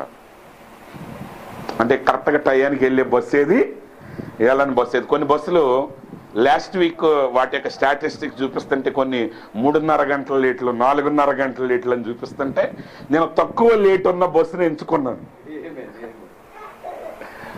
మీకు పాయింట్ అర్థమవుతుందా? అది అందుకనే మన దేశంలో ఒక గొప్ప శాస్త్రవేత్తలు పుట్టారు. 2 గొప్ప శాస్త్రవేత్తలు ఉన్నారు మన దేశంలో. ఒక ఆయన పేరు ఆర్యభట్టు, ఒక ఆయన పేరు ఏంటండి ఆర్యభట్టు. ఆయన ఏం కనుక్కున్నాడంటే సున్నా కనుక్కున్నాడు. ఇండియన్స్ గొప్పతనం ఏంటంటే సున్నాకి వాల్యూ లేదు నిజమే, కానీ సున్నా యొక్క గొప్పతనం లెక్కల్లో గణిత శాస్త్రజ్ఞులకు తెలిసింది. సున్నానే లేకపోతే 10కి కూడా ఒక అంకి కనుక్కోవాల్సి వచ్చేది, 11కి ఒక అంకి కనుక్కోవాల్సి వచ్చేది. ఈ 9 అంకెలు కనుక్కోవడానికే, గుర్తుపెట్టుకోవడానికే స్టూడెంట్లు చచ్చిపోతున్నారు. ఒకవేళ సున్నా అనేది లేకపోతే అది లెక్కల్లో తెలిసేవాడికి అర్థమవుతుంది, మిగతా వాడికి జోక్ లాగా ఉంటుంది. కాబట్టి ఆర్యభట్టు కనుక్కున్నది ఏంటంటే సున్నా. ఇంకొక ఆయన శ్రీనివాస రామానుజం గారు, ఆయన ఏం కనుక్కున్నాడంటే ఇన్ఫినిటీ అనే పదాన్ని కనుక్కున్నాడు. ఏం కనుక్కున్నాడండి? ఇన్ఫినిటీ అంటే సున్నా. ఏ వస్తువునైనా నువ్వు సున్నాతో భాగిస్తే ఏ సంఖ్యనైనా అది ఇన్ఫినిటీ. ఇదివరకు దాన్ని సున్నా అనేవాళ్ళు. రామానుజం గారు వచ్చిన తర్వాత ఏమని ప్రతిపాదించాడంటే అది సున్నా కాదు, ఇన్ఫినిటీ. సున్నాని సున్నాతో భాగించిన, ఏ నెంబర్ని సున్నాతో భాగించినది ఏమవుద్దండి? ఇన్ఫినిటీ అని ఆయన కనుగొన్నాడు. అంటే ఇప్పుడు దాన్ని ఆయన ఎలా చెప్పాడంటే, సున్నా అరటి పండ్లని సున్నా ప్రజలకి పంచిపెట్టాలనుకుంటే ఎన్నైనా పంచిపెట్టచ్చు అంటే. సున్నా అరటి పండ్లని సున్నా ప్రజలకి ఎన్నైనా పంచిపెట్టచ్చు అంటే ఎన్నైనా పంచిపెట్టచ్చు. అంటే చెయ్యనివి ఎన్నైనా చెప్పొచ్చు. అది వాక్యంలో చెప్పాలంటే చెయ్యనివి ఎన్నైనా పెట్టచ్చు, ఎన్నైనా చెప్పొచ్చు. దానికి ఇంకో పదం ఏంటంటే చెయ్యి నీది కాకపోతే పాము తలకాయ పట్టుకోవచ్చు అంట. చెయ్యి నీది కాకపోతే పాము తలకాయని పట్టుకోవచ్చు. అదే ధర్మశాస్త్రోపకులు చేశారు. యేసు ప్రభు అన్నాడు, మీరు మొయ్యలేని బరువులను ప్రజల మీద మోపుదురు గాని మీ చిటికెన వేలు కూడా దాని పైన బెటరంట, కింద కాదు. పాయింట్ మీరు గమనించారా? ఏంటది? ఇన్ఫినిటీ. సున్నా అరటికాళ్ళు సున్నా ప్రజలకి ఎన్నైనా పంచవచ్చు, చేయనివి ఎన్నైనా చెప్పొచ్చు. నిత్యత్వం నుంచి నిత్యత్వం దాకా, మర్మాల నుంచి అంకెలు ఏదైనా చెప్పొచ్చు. కానీ ఎక్కడ సమస్య అంటే రియాలిటీలోనికి రావటమే సమస్య. అంటే అది ఒక స్వరూపాన్ని ధరించడం సమస్య. మీరు చాలా జాగ్రత్తగా అర్థం చేసుకోవాలి. మీరు ఏదో ఒక చిన్న మంద కాదు. పాస్టర్ గారు చెప్పారు, ఒక చిన్న మంద, ఒక చిన్న సమాజం, ఒక దీన సమాజం. ఓకే, వన్ వే కరెక్టే, అది కరెక్టే. మనం ఎప్పుడు దీనులుగా ఉండాలి, మనం హెచ్చించుకోకూడదు. కానీ అదే సమయంలో గొప్ప దేవుని ప్రణాళికల్లో నువ్వు అత్యంత ముఖ్యమైన భాగమై ఉన్నావు. ఇక్కడున్న వాళ్ళందరిలో తక్కువ వాళ్ళు ఎవరు చెప్పండి? ఇక్కడున్న వాళ్ళందరిలో నేను గొప్పవాడిని అనుకున్నాం, లేదా పాస్టర్ గారు గొప్పవాడు అనుకున్నాం. మరి తక్కువ వాళ్ళు ఎవరు? ఈ వీళ్ళల్లో ఎవరినైనా ఒకరిని తీసేస్తే సరిపోద్దా? ప్రసంగికుడిగా జాషువా గారిని ఒక్కళ్ళని ఆహ్వానించారు కాబట్టి ఇప్పుడు జాషువా గారు రాకపోతే ఎదురు చూస్తూ ఉండాలి. అదే 2-3 ప్రీచర్స్ ఆల్రెడీ ఉన్నారనుకోండి, ఒక 5-6 రోజుల కన్వెన్షన్స్, ఒక 3-4 ప్రీచర్స్ ఉన్నారనుకోండి. జాషువా గారు రాకపోయినా ఇంకో ప్రీచర్ రెడీ అవ్వండి, జోసెఫ్ గారు మీరు రెడీ అవ్వాల్సి, మీకు సాయంత్రం అన్నాం కానీ జాషువా గారు రాలేదు కాబట్టి మీరు ఫస్ట్ సర్వీస్ తీసుకోండి అంటాం. అంటే 2-3 వచ్చేసరికి మనం ఒకటి ఎక్కువ ఒకటి తక్కువ అని ఎంచడం మనం మొదలు పెడుతున్నాం. కానీ దేవుని యొక్క ప్రణాళికలో, దేవుని యొక్క ప్రణాళికలో నీ స్థానం ఏంటి? నీ విలువేంటి? ఇది ఒక గొప్ప వ్యక్తి గురించి కాదు మాట్లాడేది మనం. ఈ వర్తమానం అంటే ప్రవక్తిని గొప్ప కార్యాలు చేశాడంటాం కాదు. అసలు ఈ వర్తమానంలో, ఈ మర్మంలో, దేవుని యొక్క మర్మంలో నువ్వేమై ఉన్నావో అది నువ్వు గ్రహించి అది చెప్పటం కాదు, అది దృశ్య రూపంలోనికి రావాలి. ఒకటి దృశ్య రూపంలోనికి రానంత వరకు దానికి విలువ లేదు. యేసు ప్రభు జగత్ పునాదికి వేయబడక మునిపే ఆయన వధించబడిన దేవుని గొర్రెపిల్ల అయి ఉన్నాడు. దాని గురించి చాలా మర్మాలు ఉన్నాయి, నేను అవన్నీ చెప్పను. కానీ ఆయన అక్కడ గొర్రెపిల్లగా వధించబడినంత మాత్రం చేత ప్రయోజనం సిద్ధించలా. ఆయన ఆలోచనలోనే జగత్పునాదికి ముందే ఆయన గొర్రెపిల్లగా వధించబడినంత మాత్రం చేత అది సంతృప్తి అవ్వలేదు. కానీ ఆయన మానవుని శరీరాన్ని ధరించి, ఒక భౌతికమైన రూపాన్ని ధరించి ఆ కల్వరి శిలువలో మరణించినప్పుడు మాత్రమే ఆ జగత్పునాది వేయబడక ముందు వధించబడిన ఆ గొర్రెపిల్ల, అదృశ్య రూపంలో వధించబడిన ఆ గొర్రెపిల్ల దృశ్య రూపంలో వధించబడిన తర్వాతే సమస్తానికి సంపూర్తి అయినది. అప్పటి వరకు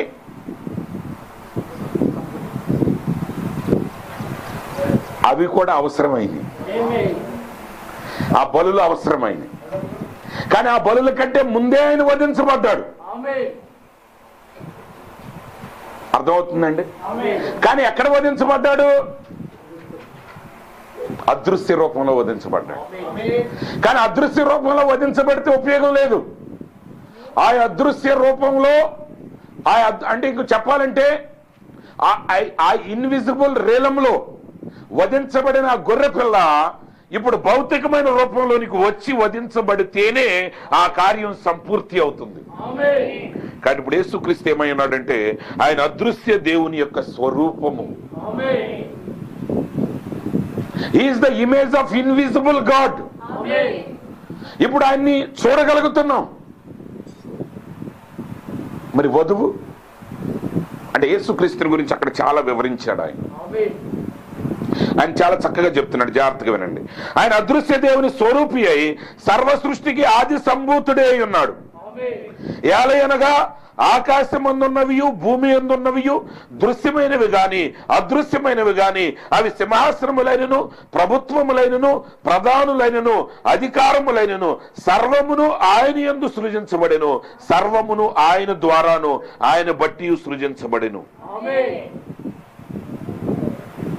ఈ మాటలు మీరు చాలా జాగ్రత్తగా ధ్యానం చేయాలి. ఈరోజు నువ్వు కనబడేవన్నీ ఆయనలో సృజించబడ్డాయి, ఆయన ద్వారా సృజించబడ్డాయి. మట్టి ఇటుకని తయారు చేయాలంటే మట్టి అనేది ఉండాలి. మట్టి లేకుండా ఇటుకని తయారు చేయాలి. సిమెంట్ రాయి చేస్తున్నారు, అది వేరే విషయం, దానికి సిమెంట్ కావాలి.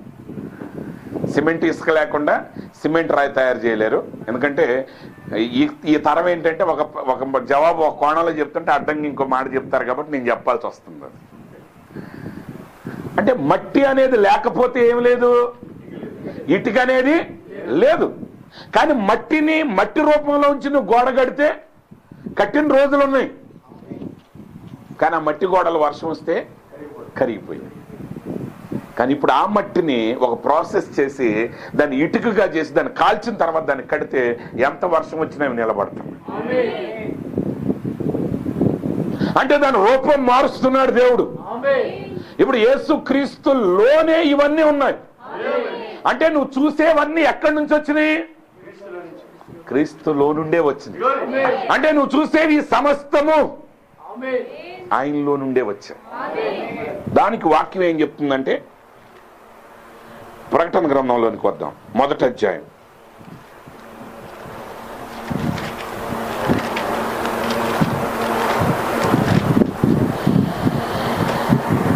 ప్రకటన గ్రంథంలో ప్రభు అంటున్నాడు 18వ వచనం, 1వ అధ్యాయం 18వ వచనం, నేను మొదటి వాడను కడపటి వాడను, జీవించువాడను మృతుడనైతిని గాని ఇదిగో యుగ యుగములు సజీవుడనై ఉన్నాను. సరే, ఇక్కడ నా పాయింట్ ఏంటంటే నేను మొదటి వాడను కడపటి వాడను. ఆయనే ఆల్ఫాయు ఒమేగా అయి ఉన్నాడు. ఆ వచనం ఎక్కడండి? ఆల్ఫా ఒమేగా 8వ వచనం. ఆల్ఫాయు ఒమేగాయు నేనే, వర్తమాన భూత భవిష్యత్ కాలములలో ఉండువాడను నేనే అని సర్వాధికారియు దేవుడునగు ప్రభువు సెలవిచ్చుచున్నాడు. ప్రభు అంటున్నాడు యోహానుతో, ఐఎమ్ ఆల్ఫా ఒమేగా. యాక్చువల్గా ప్రభు అన్న మాట ఆల్ఫా ఒమేగా కాదు, ఎందుకంటే అది గ్రీక్ పదం. ఆల్ఫా ఒమేగా అనేది ఏంటంటే గ్రీక్ పదం. సరే, దాన్ని అక్కడ గ్రీక్లో ఎందుకు చెప్పారు నాకు తెలియదు, కానీ ప్రభు యోహానుతో అంటున్నాడు, I'm aleph and thou. I'm aleph అంటే హీబ్రూ భాష యొక్క మొదటి అక్షరం ఏంటంటే అలెఫ్, చివరి అక్షరం తౌ. అంటే నేను ఆల్ఫాయు ఒమేగా అంటే మొదట చివరితోనే పెట్టుకున్నారు. కాకపోతే ఆయన ఆల్ఫా ఒమేగానే కాదు, ఈజ్ ఆల్ఫా టు ఒమేగా. అంటే is not only A to Z, A and Z కాదు, ఆయన ఏ టు జెడ్. అంటే ఈవెన్ బి కూడా ఆయనే, సి కూడా ఆయనే, డి కూడా ఆయనే, ఈ కూడా ఆయనే, సమస్తం ఆయనే. ఏ నుండి జెడ్ వరకు ఆయనే, ఆల్ఫా నుండి ఒమేగా వరకు ఆయనే, అలెఫ్ నుండి తౌ వరకు ఆయనే. అయితే ఆదికాండం 1వ అధ్యాయం 1వ వచనం చెప్తుంది, ఆది యందు దేవుడు భూమి ఆకాశములను సృజించాను. In the beginning God created heavens and earth. అయితే ఆ పదం తర్జుమా చేయటం ఎప్పటికీ కష్టమే. ఒరిజినల్గా హీబ్రూ భాషలో ఈవెన్ వాళ్ళు కూడా చాలా డిస్కషన్ చేస్తారు, కానీ దాన్ని రియల్ తర్జుమా రాదు ఎప్పటికీ. ఎందుకంటే ఆ పదం సాధారణమైన పదం కాదు. ఆ మొదటి వచనం in the beginning God created heaven and earth అనేది, హెవెన్స్ అండ్ ఎర్త్ అనేది హీబ్రూ భాషలో అది 7 పదాలు. హీబ్రూ భాషలో నాకు హీబ్రూ రాదులేండి, మీకు క్లియర్గా చెప్తానికి, కానీ దాని సారాంశం వరకే నేను మీకు చెప్తున్నాను. 7 పదాలు ఉన్నాయి, మొత్తం అక్షరాలు 28 అక్షరాలు ఉన్నాయి. అయితే అందుట్లో ఒక పదం ఏంటంటే అలెఫ్ తౌ అని ఉంది అక్కడ. అలెఫ్ తౌ, ఆ 2 అక్షరాలు కలిపి ఉంటాయి అక్కడ. అది ఒక పదం కాదు, అది ఒక పదం కాదు. చాలాసార్లు ఇంగ్లీష్లో తెలుగులో మాట్లాడేదాన్ని తెలుగులో ఇంగ్లీష్లో తర్జుమా చేయలేం. మరి నేను అక్కడికి వచ్చానంటే ఇంగ్లీష్లో చెప్పడానికి మరి అనేది ప్రతిసారి చెప్పలేం, దాన్ని వదిలేస్తాం. కాబట్టి ఆ ట్రాన్స్లేటర్లు ఏం చేశారంటే ఈ అలెఫ్ తౌ అనే 2 అక్షరాలు ఎందుకు అడ్డంగా వచ్చినాయి అర్థం కాక దాన్ని తొలగించేశారు.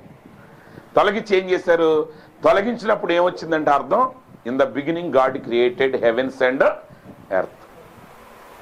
కానీ అది కాదు, ఫుల్ మీనింగ్ ఏంటంటే in the beginning God created aleph tau and heavens and earth. ఇప్పుడు అలెఫ్ తౌ ఎవరు? అలెఫ్ తౌ అంటే అది 2 అక్షరాలు కాదు, అది యేసుక్రీస్తు. అది క్లారిటీ ఎక్కడొచ్చింది? యోహాను సువార్త 1వ అధ్యాయానికి వచ్చినప్పుడు వచ్చింది. ఆది యందు వాక్యము ఉండెను, వాక్యము దేవుని యొద్ద ఉండెను, వాక్యము దేవుడై ఉండెను, ఆ వాక్యమే శరీరధారి కృపా సత్య సంపూర్ణుడిగా మన మధ్య నివసించెను. యోహాను సువార్త 1వ అధ్యాయం చదువుదాం ఒకసారి.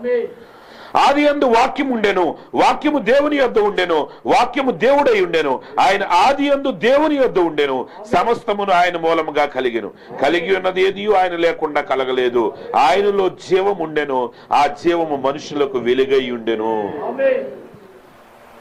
సో ఇప్పుడు హెబ్రీ పత్రిక 11వ అధ్యాయానికి వచ్చినప్పుడు అక్కడ ఏముందంటే ఆయన ప్రపంచములను వాక్యము ద్వారా నిర్మించనని మనం గ్రహించుచున్నాము. ఇప్పుడు ఇవన్నీ ఈ కాలం యొక్క వర్తమానం యొక్క వెలుగు వచ్చింది కాబట్టి ఇవన్నీ మనకి సమకూరుతున్నాయి. ప్రారంభంలో ఆ మొదటి తోరా వరకే చదివిన వాళ్ళకి అర్థం కాల, అలెఫ్ తౌ అనే పదం వాళ్ళకి అర్థం కాలేదు. కానీ పౌలు గారి దగ్గరకు వచ్చిన తర్వాత ఆయన అంటున్నాడు ఈ ప్రపంచములో వాక్యము ద్వారా సృజించబడినని మనము గ్రహించుచున్నాము. అడుగుతారు, సూర్యుడు ఎక్కడి నుంచి వచ్చాడు, నక్షత్రాలు ఎక్కడి నుంచి వచ్చినాయి? అందుకే ప్రవక్త అన్నాడు, spoken word is the original seed. పలకబడిన వాక్యమే మూల విత్తనం. అంటే దేవుడు మొదటగా ఏం సృష్టించాడు? ఆ అదృశ్యుడైన దేవుడు. ప్రవక్త ఆ వర్తమానంలో చెప్తాడు, జాగ్రత్తగా వినండి.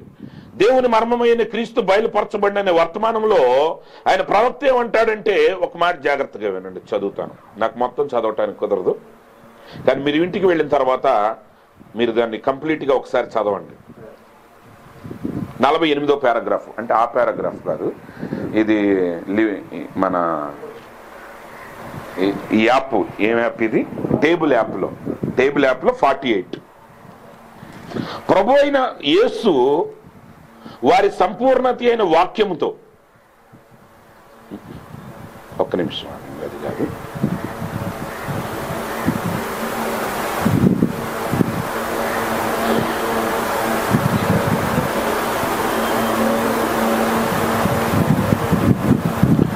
ఓకే, ఒక్క నిమిషం. 54 పారాగ్రాఫ్ 54. ప్రపంచము ప్రారంభము కాకముందే ఈ దేవుని యొక్క మర్మము రహస్యముగా ఉండెను. అంటే దేవుడు ఒంటరిగా ఉన్నాడు.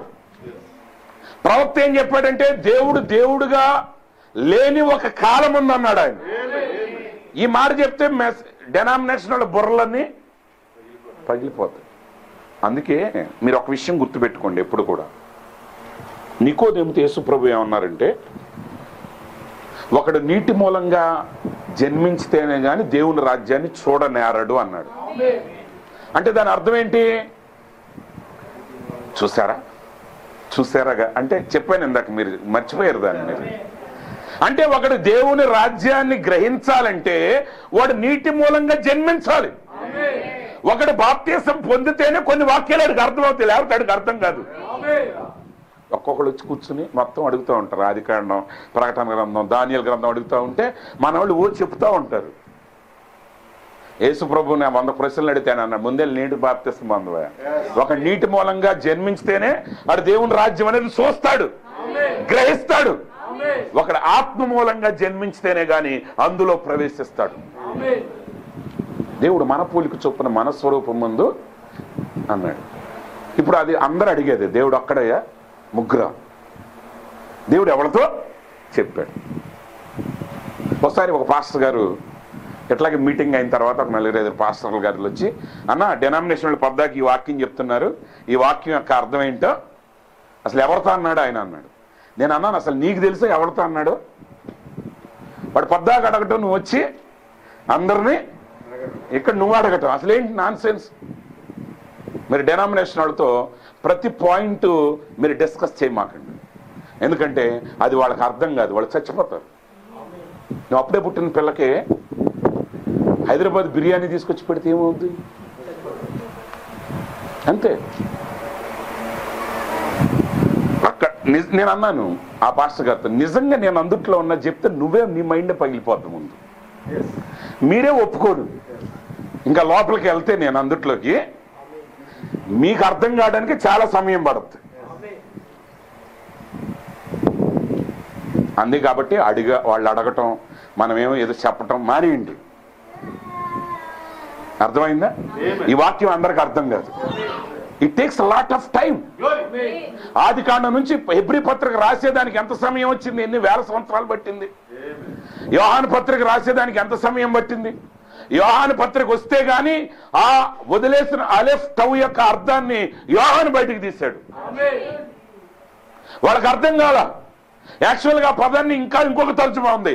In the beginnings of beginnings God created aleph and tau. అంటే ఆది ప్రారంభముల యొక్క ప్రారంభములో దేవుడు అలెఫ్ తౌను సృజించాడు. ఆ అలెఫ్ తౌ మరెవరో కాదు, వాక్యమే. అంటే ఒక మాట పలకాలంటే అక్షరాలు ఉండాలి. కాబట్టి ఆ అదృశ్యమైన దేవుడు ఆ సకల మర్మాలను తనలోనే దాచుకున్నాడు. ఆయన తప్ప ఎవరో ఏమి లేరు. ఆయన తప్ప ఎవరో లేరు. ఎవరు లేని టైంలో ఆయనలో ఏముంది? ఒక మర్మం దాగి ఉంది. ఇప్పుడు ఆ మర్మాన్ని ఆయన ఏం చేయాలి? బయలుపరచాలి. అది ఆయన మనసు యొక్క వెనక భాగంలో ఉంది. దేవుడు తన మర్మాన్ని ఎక్కడ దాచాడండి? ఇక్కడ దాచాడు. చెప్పాడు ప్రవక్త, అట్లాగే చెప్పాడు. ఇప్పుడు దాన్ని కూడా ఈ ప్రీచర్స్ ఇదిగో ఇక్కడ దాచాడు. ఇక్కడ దాయటం అంటే అర్థం ఏంటంటే ఎవడకి తెలియదు అని అర్థం, అంతేగాని ఇక్కడ దాచాడు అని కాదు. ఆయన మనకు అర్థం కాదని చెప్పాడు. ఇప్పుడు మాస్టారు స్టూడెంట్కి చెప్పేటప్పుడు లెక్కలు నేర్పించేటప్పుడు ఏం చెప్తాడు? 3, 7 ఎంతరా, 3, 4 ఎంతరా అంటే 7 అని చెప్పేస్తాడా? 7 అని చెప్తే మీకు అర్థం అవుద్దా? రే ఈ చేతికి 3 ఏళ్ళు లాగరా అంటాడు, ఈ చేతికి 4 ఏళ్ళు లెక్కెట్టు అంటాడు. 1, 2, 3, 4, 5, 6, 7. అది ఇక ఇప్పుడు ఆయన మ్యాథ్స్ ప్రొఫెసర్ అయిన తర్వాత కూడా 7 తీసి లెక్కెడుతున్నాడు అనుకోండి, ఏమంటారు ఆయన్ని? అది నువ్వు స్టూడెంట్గా ఉన్నప్పుడు నీకు చెప్పాడు, ఆయన చెప్పాడు ఇక్కడ దాచాడని. అంటే ఇక్కడ దాచాడంటే అర్థం ఏంటంటే అది ఎవరికి బయలుపరచలేదు, అది కంప్లీట్ రహస్యం. ఆయనకు ఒక ఆలోచన ఉంది, ఆయన ఆలోచనలో ఏమున్నది అనేది మనకు ఎలా తెలుస్తుంది అంటే ఒకడు ఏమై ఉన్నాడు అనేది అతని చేతి పనిలో తెలుస్తుంది. నేను ఒక బిల్డింగ్ చూస్తున్నాను అనుకోండి, ఇక్కడ ఒక 5-6 అంతస్తుల బిల్డింగ్, వెరీ కాస్ట్లీ మోడల్ అంటే ఆ బిల్డింగ్ నాకు చెప్పుద్ది వాడు ధనవంతుడని. అవునా కదా? కొన్ని బిల్డింగ్లు ఉంటాయి సగం కట్టి వదిలేస్తారంటే దాని అర్థం ఏంటంటే అప్పుడు డబ్బులు అయిపోయినాయి అని. కట్టేటప్పుడు డబ్బులు ఉన్నాయి కానీ మధ్యలో ఏదో సమస్య వచ్చి ఆగిపోయింది. ఇంకొక ఆయన ఉంటాడు చిన్న బిల్డింగ్ వేసుకుని ఉంటాడు ఏదో ఆకులతోనూ, అంటే దాని అర్థం ఏంటి? ఆయన పేదవాడని. అంటే ఆ పని ఒక వ్యక్తి చేసే పని. మీరు ఒక అందమైన బిల్డింగ్ చూస్తున్నప్పుడు అసలు ఈ ఇల్లు ఎవడదు అనరు మీరు, అసలు ఇల్లు కట్టినోడు ఎవడరు అంటారు మీరు. ఎందుకంటే ఇంటి ఓనర్ తెలిస్తే మనం అట్లాంటి ఇల్లు కట్టుకోలేము. ఇంటిని డిజైన్ చేసినప్పుడు తెలిస్తే అలాంటి ఇల్లు మనం కట్టగలం. అవునా కదా? ఇల్లు బాగున్నప్పుడు ఎవరండి ఎలక్ట్రీషియన్ పని చేసింది అంటారు బాగా ఉంటే. అవునా? ఆ మేస్త్రి పని తెలవాలంటే ఈ ఇల్లు గోడ కరెక్ట్గా కట్టారు, ఎవరండి పాస్టర్ గారు కట్టిందంటారు. అంటే ఒక పని, ఒక వ్యక్తి ఏమై ఉన్నాడనేది అతని పనిలో తెలుస్తుంది. అయితే పూర్తిగా మనం ఇప్పుడున్న స్థితిలో మనకు తెలియదు. కానీ ఇప్పుడు దేవుడు ఏం చేస్తున్నాడంటే ఆయన దాచిన ఆ రహస్యాన్ని ఆయన బయలుపరచటం మొదలుపెట్టాడు, ప్రత్యక్షపరచటం మొదలుపెట్టాడు. అంటే అదృశ్య రూపంలో ఉన్న ఆయన్ని ఇప్పుడు బయలుపరుచుకుంటున్నాడు. అయితే ఒకేసారి శరీరం అవలా ఆయన. ప్రవక్త ఒక పదం ఆడాడు, కాండిసెండింగ్.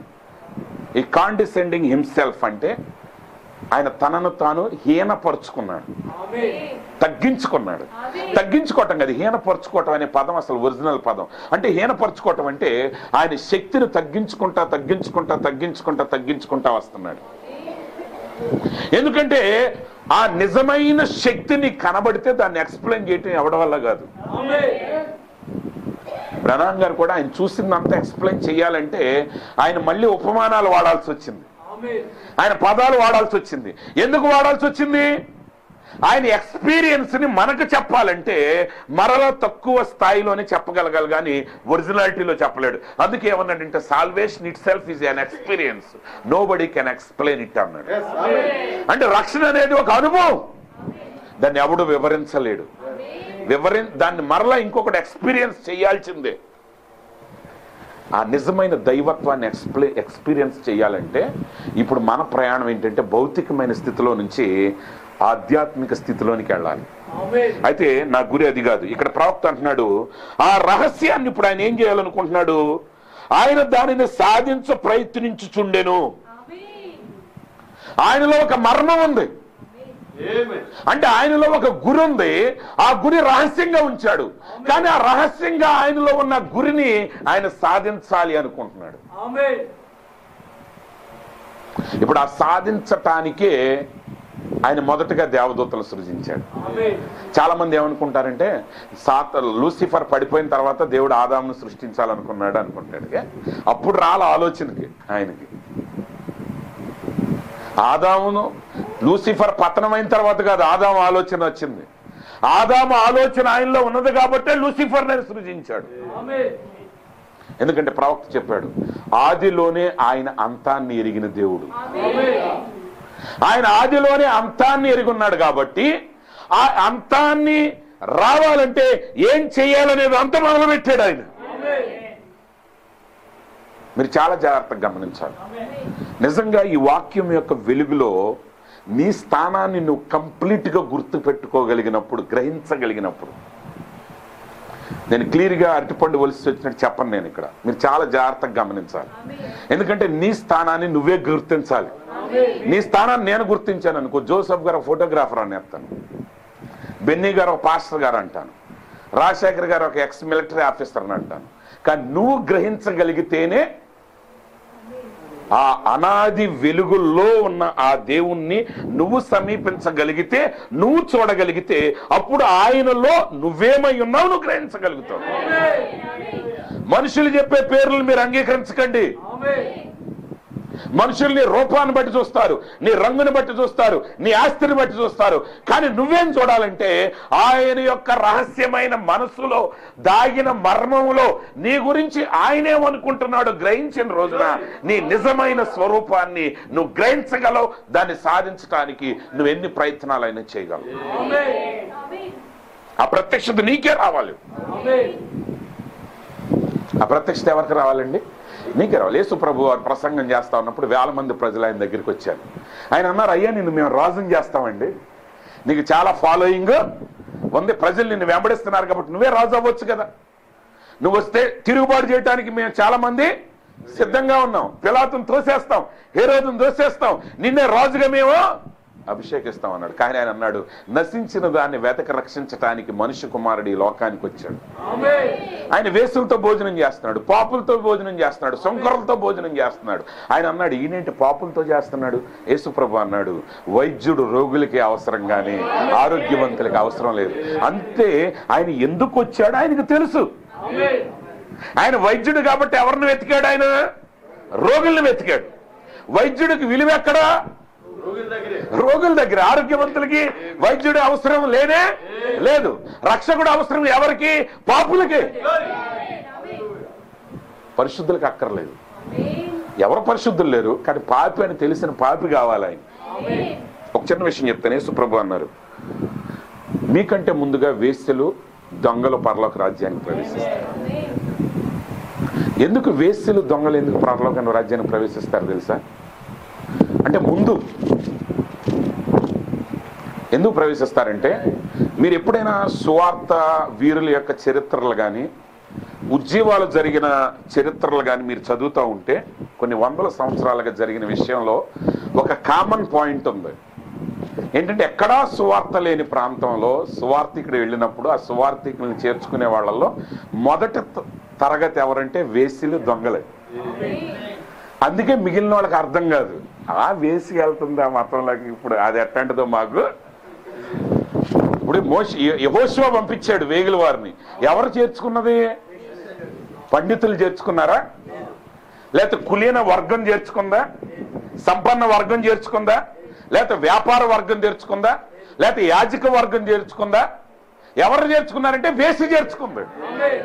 వ్యభిచారులు కాదుండే, జాగ్రత్త. వేసి వేరు, వ్యభిచారు వేరు. మళ్ళీ అన్ని నేను వివరించలేదు, కానీ తేడా ఉంది. వేశ్య వేరు, వ్యభిచారు వేరు. యేసు ప్రభు వ్యభిచారులు అన్నా, వేశ్యలు అన్నాడు. వ్యభిచారులు అన్నాడు, వేశ్యలు అన్నాడు? వేశ్యలు. ఎందుకంటే వేశ్యలు వేరు, వ్యభిచారులు వేరు. వ్యభిచారులు వెళ్ళరు పరలోకాన్ని. అంటే వేశ్యలు వెళ్ళరు, మారిన వేశ్యలే వెళ్తారు. కానీ మొదటగా ఎంటర్ అయిన వాళ్ళు వేశ్యలు. ఎందుకు వేశ్యలు వెళ్ళారు, దొంగలు వెళ్ళారంటే, వేసికి తెలుసు తను పాపినని, అంతే. ఫస్ట్ పాయింట్ అది. నేను పాపుల్ని వెతక వచ్చాను అనగానే వేసికి ఏం తెలుసు? పాపినని వేసికి తెలుసు. వ్యభిచారికి తెలియదు, ఒప్పుకోదు. వ్యభిచారి, నువ్వు వ్యభిచారి అంటే ఒప్పుకుంటుందా? ఒప్పుకోదు. కానీ వేశ్య ఒప్పుకుంటుంది, ఆమెకు తెలుసు. అంటే వాళ్ళు ఆ వృత్తిలోకి బలవంతంగా పరిస్థితులను బట్టి అణగదొక్కబడిన వాళ్ళు. కాబట్టి ఆ అమ్మాయికి తెలుసు నేను పాపిని అని, దొంగగా తెలుసు వాడు పాపి అని. కాబట్టి నేను పాపిని రక్షించడానికి వచ్చాను అనగానే ఆల్రెడీ దే నో, వాళ్ళు వెళ్ళిపోయారు. మిగిలిన వాళ్ళందరినీ పాపులను ఒప్పించడానికి 100 ప్రసంగాలు చేయాలి.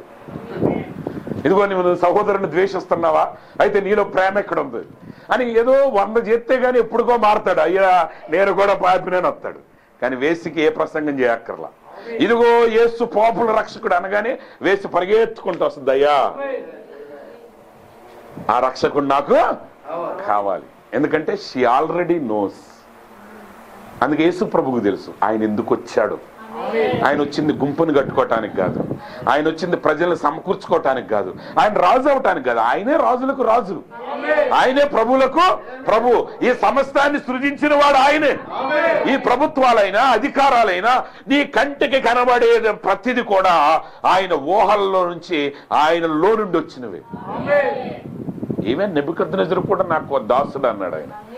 ఇప్పుడున్న వాక్యానికి వ్యతిరేకంగా నడిచే వాళ్ళు కూడా ఆయన ఒక ఉద్దేశంతో, ఒక మర్మంతో, ఆయన ఒక లక్ష్యాన్ని సాధించడానికి వాళ్ళని అక్కడ పెట్టాడు. నీకు అర్థం కాకపోవచ్చు. ఇప్పుడు పిలాతు కూడా ఆయన ఉద్దేశంతో వచ్చాడు, హేరోదు కూడా ఆయన ఉద్దేశంతో వచ్చాడు, ఇస్కరియోతు కూడా ఆయన ఉద్దేశంతో వచ్చాడు. ఒకటి కలిగి ఉన్నదంటే అది దృశ్య రూపంలో ఉన్నా అదృశ్య రూపంలో ఉన్నా అది ఆ లెఫ్ట్ నుండే వచ్చింది, ఆయనలో నుండే వచ్చింది, యేసు క్రీస్తులో నుండే వచ్చింది. అందుకే అపొస్తలుడైన పౌలు గారు అంటున్నాడు, ఈ ప్రపంచములన్నీ ఆయన వాక్యము వలన నిర్మాణములైనవని మనం గ్రహించుతున్నాం విశ్వాసంలో. ఇప్పుడు ఆ మర్మం అంతటిని కూడా ఆయన ఎక్స్ప్లెయిన్ చేస్తున్నాడు, మొదలు పెడుతున్నాడు. ఆయన మొదలు పెడుతున్నాడు, వివరిస్తున్నాడు. ఆ వివరణ అంతట్లో ఆయన ఆదామును సృష్టించినప్పుడు ఏమైందంటే అక్కడ ఆదాము ఫెయిల్ అయ్యాడు. ఆదాము ఏమయ్యాడండి? ఫెయిల్ అయ్యాడు. ఇప్పుడు ఆదాము ఫెయిల్ అయ్యాడు కాబట్టి ఇప్పుడు ఆదాము నెరవేర్చవలసిన స్థానాన్ని నెరవేర్చడానికి ఆయనే శరీరధారి కావాల్సి వచ్చింది. నిజానికి ఆదాము పరిపూర్ణతలో ఉండుంటే అదే ఫైనల్ మాస్టర్ పీస్ అన్నమాట. యాక్చువల్ గా దేవుడు ఏం కడుతున్నాడంటే ఆయన నివాస స్థలాన్ని కడుతున్నాడు. దేవుడు ఏం కడుతున్నాడండి? ఆ దృశ్య రూపంలో ఉన్న దేవుడు దృశ్య రూపంలో ఆయనకు ఒక నివాస స్థలాన్ని కడుతున్నాడు. ఆ నివాస స్థలములో ఆయన ఉండి ఆ నివాసము ద్వారా తన గుణ లక్షణాలను ఈ లోకంలో ప్రదర్శించాలనుకుంటున్నాడు. ఇప్పుడు యేసుక్రీస్తులోనికి ఆయన వచ్చినప్పుడు ఏమైందంటే ఆయన రక్షకుడు అనే సంగతి బయలుపరచబడింది, ఆయన స్వస్థపరిచేవాడని బయలుపరచబడింది, ఆయన విమోచకుడని బయలుపరచబడింది, ఆయన నీ యొక్క పాత స్థితిని మార్చగలిగిన వాడని బయలుపరచబడింది. బ్రెన్హామ్ అనే పేరు అమెరికా దేశంలో ఒకప్పుడు అవమానకరమైన పేరు. ఎందుకంటే బ్రెన్హామ్స్ తాగుబోతులు. బ్రెన్హామ్స్ ఎవరండి? తాగుబోతున్నాడు. తాగకపోతే వాళ్ళ ఇంట్లో అవమానం అనమాట. బ్రెన్హామ్ గారి తండ్రి ఎంత బాధపడేవాడు పాపం. ఏమని బాధపడేవాడు? మా అబ్బాయి గుడికి వెళ్ళట్లేదు అని బాధపడేవాడు కాదు, మా అబ్బాయి చదువు రావట్లేదని బాధపడేవాడు కాదు. ఆయన బాధల్లో ఏంటంటే మా ఇంట్లో పుట్టిడు సారా తాగట్లేదు ఏంటి, ఇది మాకెంత అవమానం. అలాంటి ఇంటిలో నుండి ఒక వ్యక్తిని దేవుడు బయటికి తీసి ఈ దానియేలు లాంటి మహా గొప్ప ప్రవక్త అడిగిన మర్మాన్ని దేవుడు ఆయనకి బయలుపరచకుండా అన్నాడు, దానియేలు నువ్వు వెళ్ళిపో, నీ తర్వాత ఒక తరం రాబోతుంది, ఒక వ్యక్తి రాబోతున్నాడు, ఆయన ద్వారా నేను బయలుపరుస్తానన్నాడు. అంటే ఆయన మనస్సు వెనకాల, ఆయన తల వెనక దాచిన ఆ గొప్ప మర్మాన్ని ఒక తాగుబోతుల కుటుంబంలో నుంచి వచ్చిన వ్యక్తి ద్వారా దేవుడు బయలుపరిచాడు. ఈరోజు బ్రెన్హామ్ టెబర్నికల్ అనేది ప్రపంచం అంతా ఒక గొప్ప పేరుగాంచిన సంఘంగా మారింది. కానీ ఎక్కడి నుంచి వచ్చిందంటే అది మురికి కుంటలో కట్టబడినటువంటి ఆలయం. అది అక్కడి నుంచి ఆయన ఒక మర్మాన్ని ఎక్స్ప్లెయిన్ చేస్తున్నాడు. ఇప్పుడు యేసుక్రీస్తు ఎవరంటే అదృశ్య దేవుని యొక్క మర్మం. అయితే నిజానికి యేసుక్రీస్తు ఫైనల్ మర్మం కాదు. ప్రకటన గ్రంథం 19వ అధ్యాయం చెప్తుంది, మీరు చూడక్కర్లేదు కానీ, యేసును గూర్చిన సాక్ష్యము ప్రవచన సారము. యేసును గూర్చిన సాక్ష్యం ఏంటండి? ప్రవచన సారం. అంటే ఈ ప్రవచనాలన్నిటి యొక్క సారం ఏంటంటే the life of Jesus Christ. యేసును గూర్చిన సాక్ష్యం ఏంటి? ప్రవచనాల సారం. ఇప్పుడు దావీదు ఉన్నాడు. దావీదు తన కుటుంబం చేత త్రోసివేయబడ్డాడు. ఆయన యెరూషలేమును చూసి కన్నీరు గార్చాడు. ఆయన అక్కడి నుంచి బయటికి వెళ్ళేటప్పుడు అన్నాడు, నా దేవా నా దేవా నన్ను ఎలా చేయి విడిచితివా అన్నాడు. అంటే ఆయనకు తెలియదు. చూసేవాళ్ళు అందరూ ఏమనుకుంటున్నారు? దావీదు కూడా అనుకుంటున్నాడు తన కుటుంబం చేత త్రోసివేయబడి ఆ మాటలు పలుకుతున్నాను అనుకుంటున్నాడు. కానీ ఆయన పలికే మాటలు ఎవరి మాటలంటే ఆయన తర్వాత రాబోయే ఆ నిజమైన దావీదు, ఆ నిజమైన దావీదు కుమారుడైన యేసుక్రీస్తు అదే కొండ ఎక్కి అన్నాడు, నా దేవా నా దేవా నా చెయ్యి ఎలా విడిచితివి. అంటే దావీదు జీవించిన జీవితం ఎవరి జీవితం అంటే ప్రవక్తల్లో యేసుక్రీస్తు యొక్క ఆత్మ భాగములతో ఉన్నది. యాజ్ ఎ పార్ట్, కంప్లీట్ కాదు. అంటే యేసుక్రీస్తు యొక్క జీవితాన్ని మనం చూడాలంటే మోషేలో ఒక భాగం, దావీదులో ఒక భాగం, ఇవన్నీ కలిపి ఒక అమర్చితే వచ్చే రూపం ఎవరిదంటే యేసుక్రీస్తుది. ఆల్రెడీ అవన్నీ పలికిన మాటలే, కానీ ఒక్కొక్కరి జీవితంలో ఒక్కొక్క భాగమే పలకబడింది. వాటి యొక్క సంపూర్ణ సారాంశం ఎవరు? యేసుక్రీస్తు. అంటే ప్రవచన సారాంశం యేసుక్రీస్తు అయితే వర్తమానం సారాంశం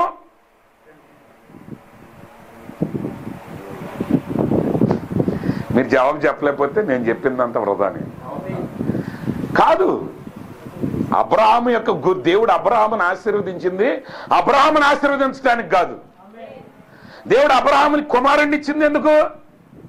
అయ్యా నేను నీకు కుమారుని ఇస్తాను, వాడు నేను చక్కగా చూసుకుంటాడు అయ్యా, ముసల్తనంలో నీకు ఇబ్బంది లేకుండా చూసుకుంటాడు నాయన, నేను చక్కగా హాస్పిటల్కి తీసుకెళ్తాడు అయ్యా, నీకు ఆస్తులన్నీ నీ పిల్లోడికి ఇచ్చుకోవచ్చు అయ్యా, నువ్వు గొడ్రాలనే పేరు లేకుండా ఉంటుంది కాదు, నేను నీకు ఇచ్చే సంతానం ద్వారా సకల జనాంగాలు ఆశీర్వదించబడాలి.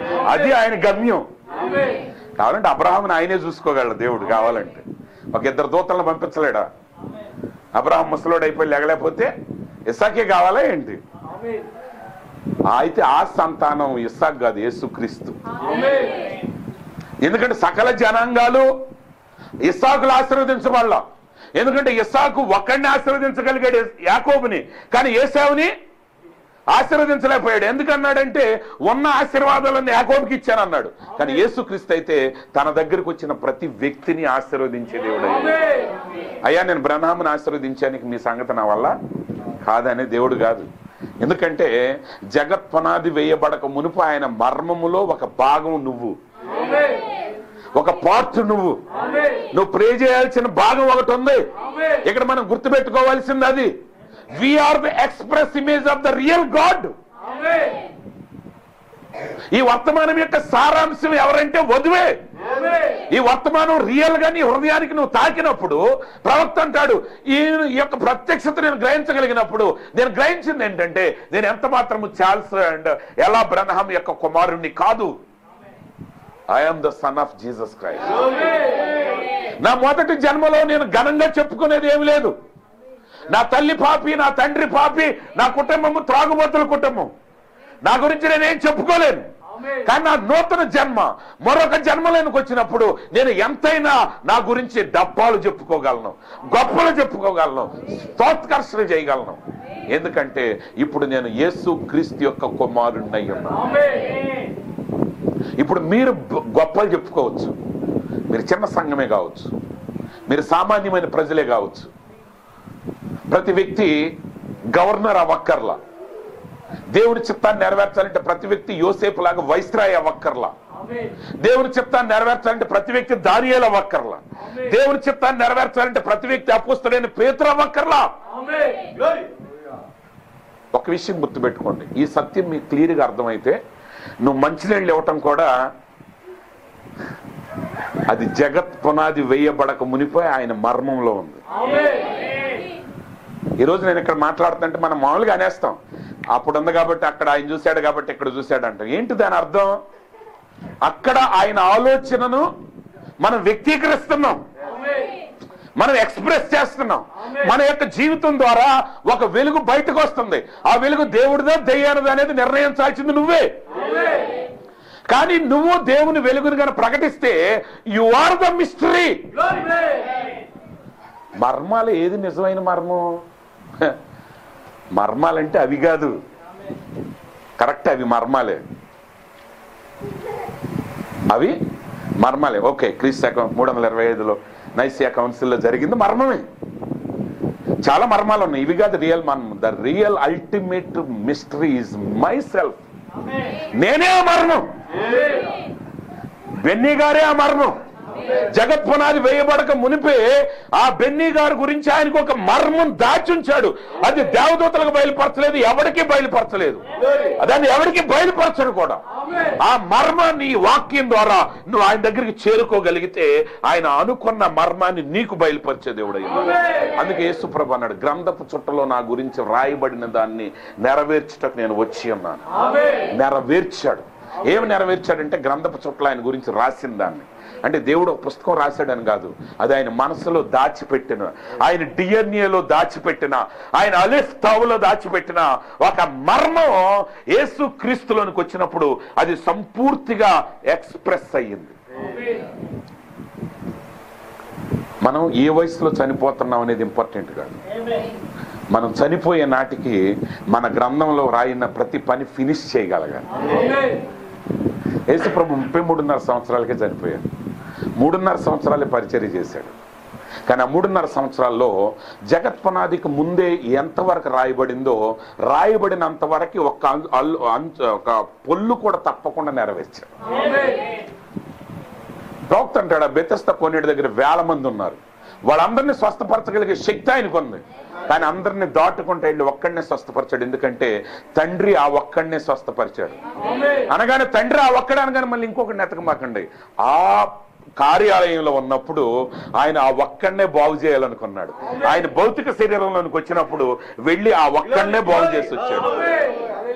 మనం చాలా అనుకుంటాం, చేసేది ఇన్నే, మన ఆలోచనలు ఇన్ని, చేసేవి కాదు. యేసు ప్రభు ఎక్కడ మనం జనరల్గా మనం అంటాం, ఇట్లా అనుకున్నాను కానీ ఇటు చేసేసానండి, ఇటు చేసేసానండి అంటాం. యేసు ప్రభు అటు చేయలా.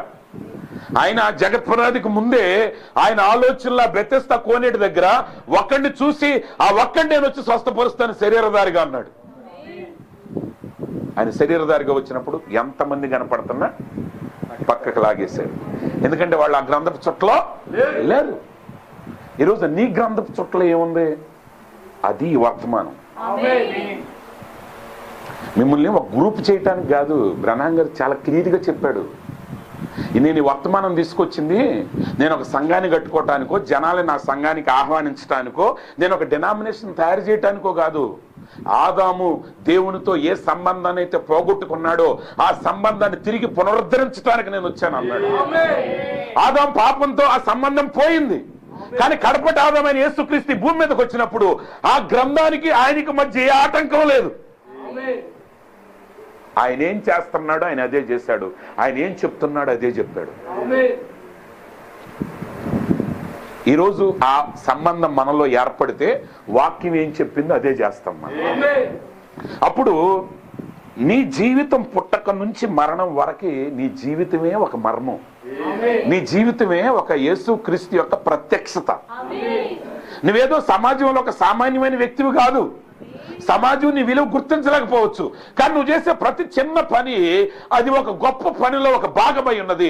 అది ఎప్పుడు తెలుసుద్దంటే ఆ గొప్ప ఆ మహోన్నతమైన కళాఖండాన్ని, ఆ వధువుని ఆయన కొనిపోయిన తర్వాత, ఆ తెర తొలగిన తర్వాత. ఎందుకంటే మనం తెర యువతల ఉన్నాం. తెర తొలగిన తర్వాత అప్పుడు ఆ గొప్ప ప్రత్యక్షతలో మన భాగాన్ని మనం కంప్లీట్ చేసిన సంగతి మనం గ్రహించినప్పుడు అప్పుడు మనం ఏం సాధించామో మనకు అర్థమవుతుంది. మన పోలిక చొప్పున అన్న మాట్లాడింది ఆయన మన గురించి, మనతోనే. ఆయన మాట్లాడింది మనతోనే. కానీ అది గ్రహించాలంటే నువ్వు చాలా ఎక్కాలి వాక్యాన్ని. కంగారు పడమాకండి, నేను ముందే చెప్పాను మైండ్లు పోతాయని. పవన్ మాకండి, అది అట్టొంచండి. ఎందుకంటే ఈ వాక్యం నిన్ను ఒక సాధారణమైన వ్యక్తిగా చేయట్లేదు. ఎప్పుడు కూడా క్రైస్తవ్యం ఒకటే గుర్తుపెట్టుకోండి, క్రైస్తవ్యం అనేది నిన్ను విలువైన వ్యక్తిగా మారుస్తుంది. అందుకే అపోస్తలుడైన పౌలు గారు అన్నాడు, పరిశుద్ధులారా అన్నాడు. వాళ్ళందరూ నా శిష్యులారా, నాకు ఎదురు చెప్తారా అనలేదు. అపోస్తలులు అన్నారు, మీరు యేసు క్రీస్తు యొక్క రక్తం చేత కొనబడిన వారై ఉన్నారు, మీరు విలువ పెట్ట కొనబడిన వారై ఉన్నారు. ఎప్పుడు నువ్వు విలువైన వాడివి, వాక్యం నీకు తెలిసి వాక్యం యొక్క ప్రత్యక్షత ప్రకారంగా నువ్వు నడిచినప్పుడు నీ విలువ నీకు అర్థమవుద్ది. నువ్వు ఎవరో నువ్వు తెలుసుకోవాలి, అది కావాల్సింది. బ్రహ్మాం గారు ఎవరో గారు తెలుసుకోవాల్సింది. ఆల్రెడీ తెలుసుకున్నాం. ఆయన 7వ దూత, 7వ కాలానికి పంపబడిన వర్తమానికుడు. ఆయన ప్రకటించిన కాలంలో దేవుని మర్మం సమాప్తమైంది. ఆయన మర్మం సమాప్తం అంటే ఆ దేవుడు ఆయనలోనికి వచ్చి ఆయన ఏది బయలుపరచాలనుకున్నాడు అది బయలుపరిచేశాడు. ఇప్పుడు రియల్ గా మిగిలింది ఏంటంటే నువ్వెవరవో నువ్వు తెలుసుకోవాలి. వర్తమానం తెలియకపోతే ఏమవుద్దంటే ఐన్స్టీన్ చెప్పింది అవుతుంది. ఇప్పుడు పేరుకు వర్తమానమే, కానీ బతుకులు మాత్రం క్యాథలిజం దానికంటే హీనంగా ఉంది. ఎందుకని? లెక్క ప్రకారం ఏమో అవ్వాలి, అందము తెలివి రావాలి. ప్రపంచ సుందర అందమును ఐన్స్టీన్ గారు తెలివి రావాలి. కానీ ఏమొచ్చి పడుద్ది? సుందర గారి తెలివితేటలోనూ ఐన్స్టీన్ గారు అందం వచ్చి పడింది. ఇప్పుడు తెలివి లేదు, అందం లేదు. మనం కూడా ఒక సంస్థలాగా మిగిలిపోయాం. అదేమంటే కొటేషన్స్. గుర్తుపెట్టుకో, ఎన్ని కొటేషన్స్ అయినా అది శరీరాన్ని దాల్చినంత వరకు నో యూస్. ప్రవక్త ఒక మాట అన్నాడు, the world is waiting for the reality. The world is waiting for the reality. Reality అంటే ఏంటి? ఏ వాక్యం చెప్తున్నావో ఆ వాక్యంగా మనం అయిపోవాలి. నువ్వు చూసే కొండ దేవుని మాట అని తెలుసా నీకు? నువ్వు చూసే కొండలో కూడా ఆ కదలికలు ఉన్నాయి. అందులో ఉన్న ఆ అణువులు, అందులో ఉన్న న్యూట్రాన్ కదలదు, కానీ ఎలక్ట్రాన్స్ కొన్ని కిలోమీటర్ల వేగంతో పరుగులెడుతున్నాయి. ఒక వస్తువు ఘన పదార్థంగా ఉంటుందా, ఒక వస్తువు వాయువుగా ఉంటుందా, ఒక వస్తువు ద్రవ పదార్థంగా ఉంటుందా అని తేల్చేది దాని లోపల ఉన్న ఎలక్ట్రాన్స్. ఆ ఎలక్ట్రాన్ మరెవరో కాదు, దేవుని స్వరం. అది నువ్వు చూసే ప్రతిదీ దేవుని స్వరమే. ఇది తయారు చేసింది మనిషే కావచ్చు, కానీ దీని మూలం దేవుడిది. అది ఆయన మాట. ఆయన సృష్టించిన వాటిని ఇప్పుడు మనం రూపాలు మారుస్తున్నాం. ఒక చెట్టును నరికి ఒక చెక్కను చేసి దాంతో ఒక తలుపుని చేస్తున్నాం, ఒక కిటికీని చేస్తున్నాం, ఒక బల్లను చేస్తున్నాం, ఒక కుర్చీని చేస్తున్నాం. కానీ వీటి మూలాలన్నీ ఆయన మాట. ఆయన మాటతో ఉనికిలోకి వచ్చినాయి. ఆయన మాట పలికిన రోజున ఇవన్నీ కూడా మడత చెట్టబడి తీసాదులు మారేయబడి. ఇవి శాశ్వతం కాదు, మిగిలేదు ఆయన మాట. అందుకే వాక్యానికి మనం విలువనివ్వాలి. ఈరోజు వాక్య ప్రకారంగా బ్రతకండి అంటే అర్థం ఏంటి? Come to Jesus Christ. యేసుక్రీస్తు యొద్దకు రా. ఒక సిద్ధాంతం యొద్దకు కాదు. వాక్యం అనేది ఒక వ్యక్తి, అది ఒక పదం కాదు. The aleph and thou is Jesus Christ. అందుకని అంటాడు, నేనే అలెఫ్ అండ్ థౌ. నేను భూత వర్తమాన భవిష్యత్ కాలములలో ఉన్నవాడను. అంటే ఆల్రెడీ ఇప్పుడు ఆయన ఏదైనా తోటలో అవ్వ ఆదాం దగ్గర ఉన్నాడు, తెలుసా? అంటే ఈ ఐన్స్టీన్ గారు ఆ టైం ట్రావెలర్ గురించి ఆయనే చెప్పాడు, ఆయనకి అర్థం కాల. ఎందుకంటే భౌతిక ప్రపంచంలో దాన్ని ఎప్పటికీ అర్థం చేసుకోలేం. ప్రవక్త అన్నాడు, ఆ వధువుని ఆయన చూశానన్నాడు. అయిపోయింది, వధువు చూస్తాం అయిపోయింది. ఆయన రియాలిటీని చూసేశాడు. ఎందుకంటే భవిష్యత్తులోకి దేవుడు ఆయన్ని తీసుకెళ్ళాడు. ఆ భవిష్యత్తును ప్రవక్తలు చూశారు కాబట్టి వెనక్కి వచ్చి చెప్పారు. కన్యక గర్భవతి అయి కుమారుణ్ణి కంఠం అనేది యెషయా చెప్పిన రోజే జరిగిపోయింది. But another dimension, another time period. కానీ యెషయా తనున్న కాలంలో నుండి 700 సంవత్సరాల అవతల జరిగిన దాన్ని చూస్తా మాట్లాడుతున్నాడు. ఈరోజు నీ ఎత్తబోటు కూడా అయిపోయింది, అది చెప్పాడు. కానీ ఆ ఎత్తబోట్లు ఎవరున్నారు అనే పేర్లు చెప్పాల. బెన్నీ గారు, జోసెఫ్ గారు, జాషువా గారు, రాజశేఖర్ గారు అని. ఆయన వాక్యాన్ని చెప్పాడు. ఆ వాక్యాన్ని నమ్మి ఆ వాక్య ప్రకారంగా జీవించిన వాడు ఎత్తబడి ఉన్నాడు. ఆయన భూతకాలములో ఉన్నాడు. ఇప్పుడు ఆయన వర్తమానంలో ఉన్నాడు. ఇక్కడ ఉన్నాడు మనలో. వర్తమానంలో అంటే వర్తమాన పుస్తకాల్లో కాదు, ఇక్కడ ఉన్నాడు ముందు. నేను ఇక్కడ మాట్లాడేటప్పుడు మీరు వినేటప్పుడు ప్రభు మనతో ఉన్నాడు. నువ్వు ఎత్తబడుతున్న సమయంలో కూడా ఆయన పక్కనే ఉన్నాడు. ఆల్రెడీ అది సైమల్టేనియస్ గా జరిగిపోతుంది. సమస్తం ఆయనే.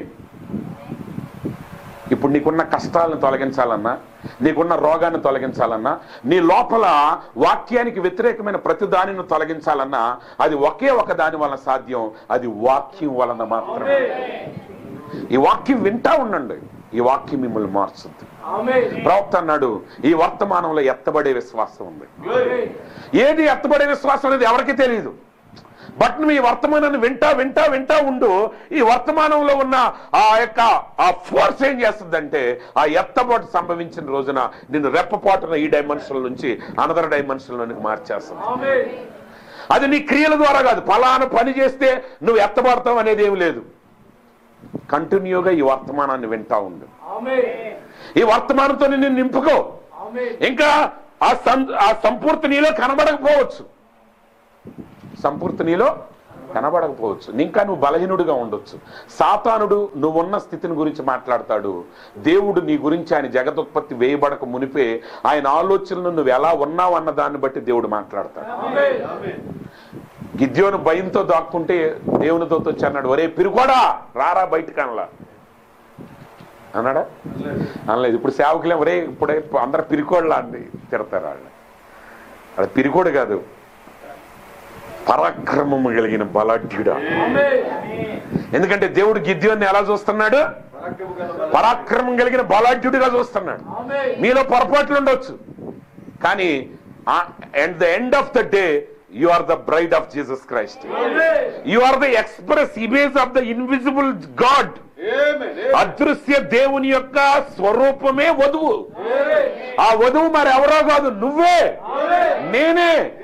నువ్వు నేనేం చేస్తున్నావు? అందరం ప్రవక్తలాగా చేయలేకపోవచ్చు, కానీ చేయక్కర్లేదు కూడా. నీ కోసం దేవుడు ఏమి నిర్ణయించి పెట్టాడో అదే నువ్వు చేస్తున్నావు. యేసు ప్రభు సిలువ వేయబడే దినం వచ్చిన రోజున ఆయన సిలువను మోసుకుంటూ వెళ్తున్నాడు. యాక్చువల్ గా ఒరిజినల్ రూల్ ప్రకారం ఎవడు సిలువ వాడే మొయ్యాలి, సిలువని ఎవరో మొయ్యరు, వేరేవాడు ఎవడో రాడు. అయితే యేసు ప్రభు పడిపోవటాన్ని చూసి ఒక సైనికుడికి ఆయన మీద జాలిపడి ఏం చేశాడంటే, అక్కడ కురేనీయుడైన సీమోన్ అనేవాడు అక్కడ ఉన్నాడు, వాడిని బలవంతం చేశాడంట. వాడిని ఏం చేశాడు? పిలవగానే ఏ బ్రదర్ ప్లీజ్ కమ్ అనగానే ఎస్ సార్ అని రాలాడు. నేనెందుకు మొత్తాను, సిలువ ఎవడ మోయాల్సిన అవసరం లేదు, నాకు రూల్స్ రెగ్యులేషన్స్ తెలీదా, నేను సిలువను మోయినా అన్నాడు ఆయన. కానీ సైనికుడు ఏం చేశాడు? వాడిని బలవంతం చేశాడు. బలవంతం చేసినప్పుడు ఆయన సిలువను మూసుకుంటే వెళ్ళిపోయాడు. కురేనీయుడైన సీమోనికి ఆ టైంలో తెలియదు ఆయన ఏం చేస్తున్నాడు, తెలుసా? తెలియదు. కానీ పాత నిబంధనలో ప్రధాన యాజకుడు ఆ బలి పశువుని ఓం కిప్పీర్ రోజున, అంటే ఆ ప్రాయశ్చిత్తపు బలి దినమున ఆ పశువును వధించేటప్పుడు యాక్చువల్గా అక్కడ చెప్పేటప్పుడు ఒక్క యాజకుడు గురించే మాట్లాడతారు, ప్రధాన యాజకుడి గురించి. కానీ అక్కడ ఇంకొక యాజకుడు ఉంటాడంట. ఎందుకంటే ఆయన నరికి ఆ రక్తాన్ని ఒకేసారి పట్టాలి, ఒకేసారి ఒకే పని చేయలేడు కాబట్టి ఆయన నరికేటప్పుడు కింద యాజకుడు గిన్నె పట్టుకుని ఉంటాడు. ఆయన కట్ చేయగానే ఈ యాజకుడు చెయ్యి కత్తి మీదకి వెళ్ళిపోద్ది, ఆ ప్రధాన యాజకుడు చెయ్యి గిన్నెలోనికి వచ్చేస్తుంది. ఆ గిన్నెని తీసుకుని లోపలికి వెళ్తాడు. ఇప్పుడు కురేనీయుడైన సీమోని ఏ పాత్ర నెరవేరుస్తున్నాడు అది ఎవరికి తెలియదు. ఏదో వచ్చాడు, ఒక సైనికుడు పక్కకి లాగాడు. ఆయనకు అనుకోవచ్చు, ఓరే బాబు నేనే దొరికాను వీడికి అని అనుకోవచ్చు. కానీ మోసిన తర్వాత రేపు అక్కడికి వెళ్ళిన తర్వాత ఆయనకు అర్థమవుద్ది అసలు ఆయన ఎంత గొప్ప ప్రణాళికలో ఒక గొప్ప ప్రధాన యాజకుడు. ఇశ్రాయేలు జనాంగం అంతటి పాపాన్ని పరిహరించేటువంటి ఆ ప్రధాన యాజకుడు చేసే పనిని ఒక అన్యుడైన కురేనీయుడైన సీమోను నెరవేర్చాడు. కానీ చేసేటప్పుడు తెలియదు. ఒకవేళ అదే ప్రకటిస్తే అందరు దానికోసం తన్నుకునేవాళ్ళు. ఇప్పుడు ప్రధాన యాజకుడిగా ప్రభువైన యేసుక్రీస్తు, ఇప్పుడు మన రక్షకుడు, మన విమోచకుడు, మన పాపముల నిమిత్తమై సిలువ వేయబడుతున్నాడు కాబట్టి మరి పాత నిబంధన ప్రకారంగా ప్రధాన యాజకుడికి సహాయంగా ఉండే ఒక యాజకుడు కావాలి. ఆ యాజకుడిగా ఎవరు వస్తారని ప్రకటిస్తే పేతురు ముందే వచ్చి దెబ్బలాడేవాడు, అందరిని తన్ని తరివేసేవాడు. ఇప్పుడు కూడా అదేగా జనాలు తన్ని తరివేస్తున్నారు. మీకు అర్థమైందని నేను అనుకుంటున్నాను. కానీ అది తెలియదు కాబట్టి పేతురు గారు దూరంగా ఉండి చూస్తున్నాడు. ఎవడో దొరికాడు నల్లోడు ఒకడు ఆడు పోసుకుంటా. కానీ ఆడు చేసే పని ఏంటో తెలుసుంటే ఈరోజు నీ జీవితంలో జరిగేవన్నీ మర్మయుక్తంగా ఉండొచ్చు. కానీ దేవుడు నీ మీద పెట్టిన భారాన్ని, బరువుని ప్రేమతో దయతో ఓపికగా వాక్యాన్ని నెరవేరుస్తూ మీకున్న సహనాన్ని కనపరుస్తూ మీ ద్వారా దేవుని యొక్క వెలుగును లోకంలో ప్రకాశింప చేయండి. At the end of the day ఆ గొప్ప మర్మంలో నువ్వు ఎంత భాగాన్ని నెరవేర్చావో నీకు అర్థమవుతుంది. ఈరోజు కూడా మీ జీవితంలో జరిగే ఏవి మీకు తెలియదు, తెలుస్తాయా? ఇప్పుడు రేపు బెన్నీ గారు ఈ చర్చ్ ఓపెనింగ్ అనే పేరు మీద కానీ ఓపెన్ చేస్తుంటే దానికోసం పెద్ద పోట్లాడు జరిగేది. ఎవరిని పిలవాలి, ఏ అయ్యగారిని పిలవాలి, ఎంత పెద్ద అయ్యగారిని పిలవాలి, ఆంధ్రాలో పెద్ద అయ్యగారిని పిలవాలా, ఇండియాలో పెద్ద అయ్యగారిని పిలవాలా, అమెరికాలో పెద్ద అయ్యగారిని పిలవాలని. ఏదో మామూలు కూటంలాగా పెట్టారు, కింద ప్లేస్ చాలదని పైకి దోసేస్తే ఆటోమేటిక్గా అయిపోయింది. అయ్యగారు అంటున్నాడు మీరేం మొదటి ప్రసంగికుడు అన్నాడు. ఇది ఆటోమేటిక్గా జరిగింది. ఇది నిజంగా పెద్ద పేరేసి జరుగుంటే అవకాశం నా దాకా వచ్చేది కాదు. అలా పెట్టి పిలిస్తే పెద్దోళ్ళు ఊరుకునేవాళ్ళు కాదు. అది అదే తెలవక సిలువ మొయ్యమన్నారు, ఆడు మొయ్యనన్న 4 తన్ని మోపించారు, ఆడు మోసుకుంటూ వెళ్ళాడు, అవతలకి వెళ్ళిపోయాడు. పేతురు అనుకున్నాడు అమ్మాయి మనకు తప్పింది. డబ్బులో ఉన్నప్పుడు సంచి పట్టుకున్నాడు ఇస్కరియోతు యోధ, తాళపు చేయి చేతిలో పెట్టినప్పుడు పేతురు గారు తాళపు చేయి. జ్ఞానం అనే తాళపు చేవంటే ఎందుకు యేసుప్రభు అన్నాడంటే, ఆ కాలంలో పరిసయ్యులంట పెద్ద తాళం ఒకటి పెట్టుకునేవాళ్ళు అంట, తగిలించుకునేవాళ్ళు. ఇప్పుడు మనోళ్ళు పక్షిరాజు బొమ్మను తగిలించుకున్నట్టు, లోపల కాకి స్వభావం ఉన్నా పైకి పక్షిరాజు బొమ్మ ఎత్తే ఈయన పక్షిరాజు అని అనుకుంటున్నారు జనాలు. అందుకే పరిసయ్యులు ఏమన్నారు, వాళ్ళు ఏం చేస్తారంటే ఒక్కొక్కడు పెద్ద పెద్ద తాళాలు పట్టుకు తిరిగేవాళ్ళు అంటే, ఎవరన్నా అడిగితే నువ్వు నా మాట అనకపోతే నేను మూసేయమంటావా పరలోకానికి వెళ్లకుండా అని జనాల్ని భయపెట్టేవాళ్ళు. అందుకే యేసుప్రభు అన్నాడు, పేతురు దగ్గరికి వచ్చారు, అబ్బాయి అస్సలు తాళపు చెవి నేను నీకు ఇస్తా. కానీ పేతురు ఎప్పుడు తాళపు చెవి పట్టుకు తిరగల. ఆ తాళపు చెవి ఏంటంటే, మీరు మారు మనసు పొంది ప్రభు అయిన యేసుక్రీస్తు నామములో బాప్తిసం పొందండి, అప్పుడు మీరు పరిశుద్ధాత్మ అనే వరం పొందుతారు. అది తాళపు చెవి, పరలోక రాజ్యానికి వెళ్ళే తాళపు చెవి అది. ఆ తాళపు చెవి ఆ రోజే కాదు దొంగిలించింది, ఈ తరంలో కూడా దొంగిలించారు. కాబట్టి ఇప్పుడు మత్స్యకుల వాళ్ళు అంటున్నారు తండ్రి కుమార పరిశుద్ధాత్మ నామం అయినా పర్వాలేదు, ఎందుకంటే వాడికి అర్థం కాదు, వాడు ఏం మిస్ చేస్తున్నాడో వాడికి అర్థం కాదు. ప్రియమైన సహోదరి సహోదరుల, అక్కడ పేతురు చెప్పాల, అమ్మా ఆ రోజు ప్రభువు నాకు చెప్పాడు కదా తాళపు చెవి నాకు ఇస్తున్నానన్నాడు కదా, ఆ తాళపు చెవి ఇదే అని చెప్పుంటే అందరూ వచ్చేస్తారు. ప్రభు సంగతి తర్వాతలేండి. యేసుప్రభు చెప్పింది నమ్మాలా, పేతురు చెప్పింది నమ్మాలంటే ఆ యేసుప్రభు చెప్పాడు, పేతురు నిన్ను చెప్తున్నాను, నిన్ను చేర్చుకుంటేనే నన్ను చేర్చుకున్నట్టు అన్నాడు. నువ్వు నిజంగా తండ్రి కుమార పరిశుద్ధాత్మల బాప్తిసం పొందాలి అంటే ప్రభు అయిన యేసుక్రీస్తు నామములో బాప్తిసం పొందితేనే తండ్రి కుమార పరిశుద్ధాత్మలు పొందినట్టు. ఎందుకంటే పేతురుని దోసేసిన వాడు ఎవరిని దోసేస్తున్నాడు? నిజంగా యేసుప్రభు ఎవడు తోయుడు? నిజంగా యేసుప్రభు ఎవడన్నా ఇంటికి వెళ్తే వద్దంటారా? అందుకే యేసుప్రభు అన్నాడు, పేతురు నువ్వేళ్ళు, నీ లోపల నేను ఉంటాను. కానీ జనాలు ఏం చేశారు, పేతురు ఇటు జాలరంగా వదిలేశారు. కానీ ఆ తరానికి యేసుప్రభు పేతురే, ఈ తరానికి యేసుప్రభు బ్రహ్మాన్ గారు. ఆయన వెళ్ళిపోయిన తర్వాత ఇప్పుడున్న తరానికి మనందరం అనేక అవయవాలుగా ఉన్న సభ్యులుగా ఉన్న వధువే ఆయన యొక్క శరీరం. ఇదే ఆ మర్మం. ఆ మర్మం ఏంటి? లోకంగా అది తెలుసుకోవాల్సింది నువ్వు తెలుసుకోవాలి. మనోళ్ళు అంటారు ఈ మర్మం లోకానికి అర్థం కావట్లేదండి. నీకు ఆ లోకానికి ఎట్ట అర్థం అవుద్ది? ముందు నీకు అర్థమైతే. యేసుప్రభుని కూడా అదే అన్నారు, పద్దాక మన సమాజ మందిరానికి రావచ్చు కదా. ఏంటి పద్దాక ఆయన వేసుల దగ్గరికి వెళ్తాడు, వాళ్ళు ఎవడో దొంగోళ్ళు మీటింగ్ పెట్టుకుంటే దొంగల మాజీ దొంగల కోటానికి వెళ్తున్నాడు ఈయన. ఆయన వచ్చిందే అందుకు. ఎక్కడన్నా ఒక బెన్నీ గారు పక్కన ఎవడన్నా సిఎస్ఐడు కనపడ్డానికి వీళ్ళు దెబ్బలాటే, నువ్వు ఎందుకు వెళ్ళావు అక్కడికంటే ఈయన వెళ్ళకపోతే అక్కడ ఎందుకు? ఇప్పుడు దీపం ఎక్కడ వెలిగించాలి? చీకట్లో వెలిగించాలి. మిట్ట మధ్యాహ్నం లైట్లు ఎత్తే తిడతాం మనం. ఇప్పుడు లైట్లు వెలుగుతున్నాయి అనుకోండి, మున్సిపాలిటీ వాళ్ళని తిడతాం. ఈ గవర్నమెంట్ బుద్ధి లేదు, ఒక పక్క డబ్బులు లేవంటుంది, మిట్ట మధ్యాహ్నం లైట్లు వేస్తారంటారు. అదే రాత్రిపూట లైట్లు వేస్తే ఈ గవర్నమెంట్ ఎంత మంచిదండి. నీ వెలుగు చీకట్లో ఉండాలి. అందుకే అయ్యగారు చెప్పారు, దేవుడు వాళ్ళందరినీ చెదరగొట్టాడు. ఎందుకంటే అందరూ కలిసి సూర్యుడి కింద కూర్చున్నారు పెద్ద పెద్ద కొవ్వొత్తులు వేసుకుని. అప్పుడు దేవుడు డైరెక్ట్గా వెళ్ళమంటే వెళ్ళరు కదా. నా కుమారుడా నువ్వు కర్నూలు వెళ్ళు అంటే ఎందుకు వెళ్తాడు? నేను వెళ్ళను, మా అయ్యగారిని పట్టుకుని ఉంటానంటాడు. అందుకే దేవుడు ఒక సమస్యని సృష్టించాడు, ఒక ఇబ్బందిని సృష్టించాడు. ఆయన ఏం చేస్తున్నాడు? ఆ పక్షిరాజు గూటిని చెదరగొడుతున్నాడు. మీరు చెదరగొడుతున్నారు అనుకుంటున్నారు, కానీ ఆయన ఏం చేస్తున్నాడు? ఆ పక్షిరాజు ఆ పిల్లల గూడిని చెదరగొట్టడం ద్వారా ఆ పిల్లలను తన వలె మారుస్తుంది. ఈ శ్రమలు, కష్టాలు, ఇరుకులు, ఇబ్బందులు, వీటన్నిటి మధ్య వాక్యం ఎదుట నువ్వు నిలబడినప్పుడు ఆయనలో నువ్వెవరో నువ్వు గ్రహించిన రోజున, జగత్ పునాదికి ముందే దేవుడు దాచిన మర్మం నువ్వని నువ్వు గ్రహించిన రోజున, అప్పుడు నీ ద్వారా ఆయన లోకంలో ఆయన ఏమి ప్రదర్శించాలనుకున్నాడో దాన్ని ప్రదర్శిస్తాడు. ఎందుకంటే వధువు చివరికి పరలోకంలో తిరగదండి, గుర్తుపెట్టుకోండి. ఆయన భార్య పరలోకంలో ఉండదు, పరలోకమే భూమి మీదకి దిగి వస్తుంది. అది ప్రకటన గ్రంథం యొక్క చివరి ముగింపు. మనిషి పరలోకం వెళ్ళటం కాదు. అందుకే మనోళ్ళు, ప్రభువా ఇప్పుడు వస్తావయ్యా, డినామినేషన్ల నుంచి అదే పాట, నా ప్రియ యేసురాజుని నేను ఎప్పుడు చూసేదను, అదేనండి. అక్కడి నుంచి ఇప్పుడేం ప్రభు అద్దరికి నేను ఎప్పుడు వచ్చేదను, ఆవలి గట్టుకు నేను చేరే సమయం. వెళ్ళి ఏం చేస్తావండి అవతల గట్టుకి? ఇక్కడ ఖాళీగా దేశదిమ్మరగా తిరిగి అవతల గట్టుకి వెళ్ళి ఏమన్నా ఉందా? నువ్వు చేసేది అక్కడ ఏం లేదు. యేసు ప్రభు కూడా అవతల గట్టులోని చెవతలకు వచ్చే చేశాడు. ఆయన చేయాల్సింది, నెరవేర్చవలసింది. మనిషిని రక్షించింది దేవుడు కాదు, మనిషి.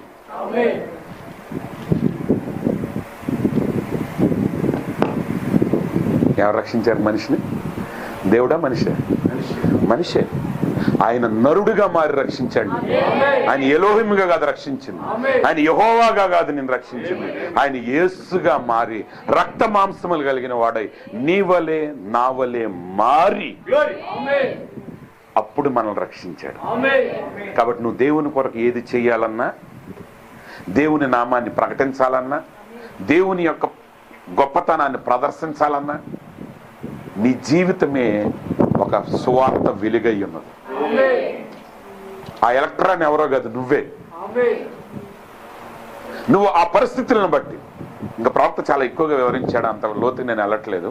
అవన్నీ మీరు చదివిన తర్వాత దాని సారాంశం ఏంటంటే, ఆ మర్మం యేసుక్రీస్తు కాదు, నువ్వే ఆ మర్మం. ఎందుకంటే ప్రవక్త అన్నాడు బైబిల్ గ్రంథంలో, నువ్వు ఎక్కడైనా కళ్ళు మూసుకుని ఏలు పెట్టావు, అక్కడ క్రీస్తు లేకపోతే మళ్ళీ దాన్ని చదువు అంటాడు. క్రీస్తు ఉన్నాడంటే అక్కడ ఉండేది క్రీస్తు కాదు, నువ్వు, వధువు. యేసు క్రీస్తు కూడా ఫైనల్ ప్రోడక్ట్ కాదు, ఆదాము ఫైనల్ ప్రోడక్ట్ కాదు, యేసు క్రీస్తే పర్ఫెక్ట్ ప్రోడక్ట్.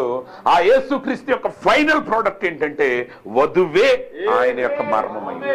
ఆయన కట్టుతున్న మహోన్నతమైన కళాఖండం ఆయన వధువు. కాబట్టి at the end of the day అన్ని అయిపోయిన తర్వాత, ఈ శ్రమలో ఎత్తబడుట, 1000 ఏళ్ల పరిపాలన, ఇవన్నీ అయిపోయిన తర్వాత ఫైనల్ పిక్చర్ ఏంటంటే దేవుని నివాసం మనుషుల మధ్య భూమి మీద ఉంటుంది. ఆ పరలోక పట్టణం ఎక్కడికి దిగి వస్తుంది? భూమి మీదకి దిగి వస్తుంది. ఎందుకంటే ఆ పరలోక పట్టణం కట్టబడేది పరలోకంలో కాదు, భూమి మీద. అదో పెద్ద సబ్జెక్ట్, దాన్ని వివరించడానికి సమయం లేదు. కానీ మీరు ఏ సబ్జెక్ట్ అయినా క్లియర్గా పట్టుకుని మీరు నెరవేర్చండి, మీరు జస్ట్ చేస్తూ ఉండండి అంతే. మీకు ఇవ్వబడిన వాక్యాన్ని జీవించండి. మనుషులు చూస్తున్నారా లేదనే దాన్ని మీరు పట్టించుకోవద్దు. ఎందుకంటే చర్చిలో చేసేది ఒకటే కాదు, నువ్వు సమాజంలో చేసే ప్రతి పని లెక్కించబడుతుంది. నువ్వు చేసే ప్రతి చిన్న పని, పెద్ద పని వాక్యం యొక్క స్పృహతో నువ్వు జీవించు. అప్పుడు నీ ద్వారా లోకంలో ఆయన గుణ లక్షణాలు ప్రదర్శించబడతాయి. అలా ప్రదర్శించబడినప్పుడు నువ్వే ఆయన మర్మంగా ఉంటావు. నువ్వే ఆయన మర్మంగా ఉన్నప్పుడు నువ్వు దేవుడు వేరు కాదని ఒక సమయం వస్తుంది. ఆ సమయం వచ్చినప్పుడు ఆ తెర తీయబడుతుంది, మరల మనం ఆయనలో ఐక్యమవుతాం. అప్పటి వరకు ఆయనతో పాటు వాక్యానుసారంగా జీవించడం అట్టి కృప దేవుడు మనందరికీ అనుగ్రహించును గాక. ఆమేన్. God bless you.